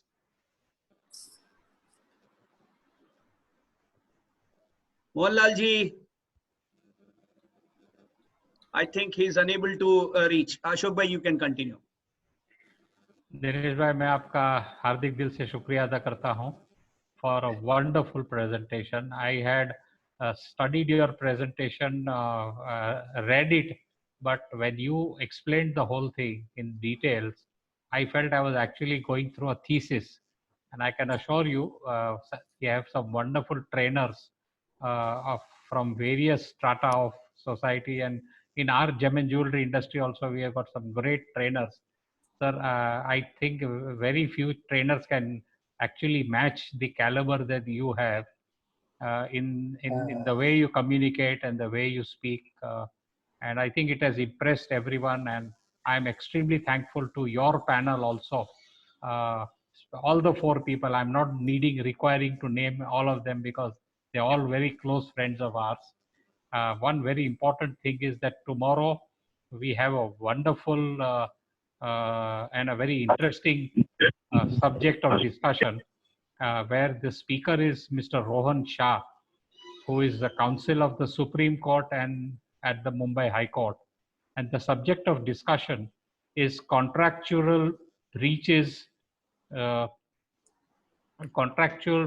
in that are actually taking place, and what are the remedies that one can do to clear these contractual breaches. And we are going to meet again tomorrow at 2 p.m. And what are the rights, what are the remedies and the defenses. So during COVID के अंदर जितने भी contractual breaches हो रहे हैं, उसकी सारी चर्चाएं मिस्टर रोहन शाह करेंगे। रोहन शाह एक बहुत ही माने हुए लॉयर है और बहुत ही अच्छा बोलते हैं, और हाँ, हम लोगों ने उनके साथ बहुत अच्छा समय बिताया है, और सबको एक मौका मिलेगा इनको सुनने का कल at 2 o'clock sharp. So till then, have a wonderful day, and we meet tomorrow at 2 p.m. Thank you very much. Thank you. Thank you very much. Thank you.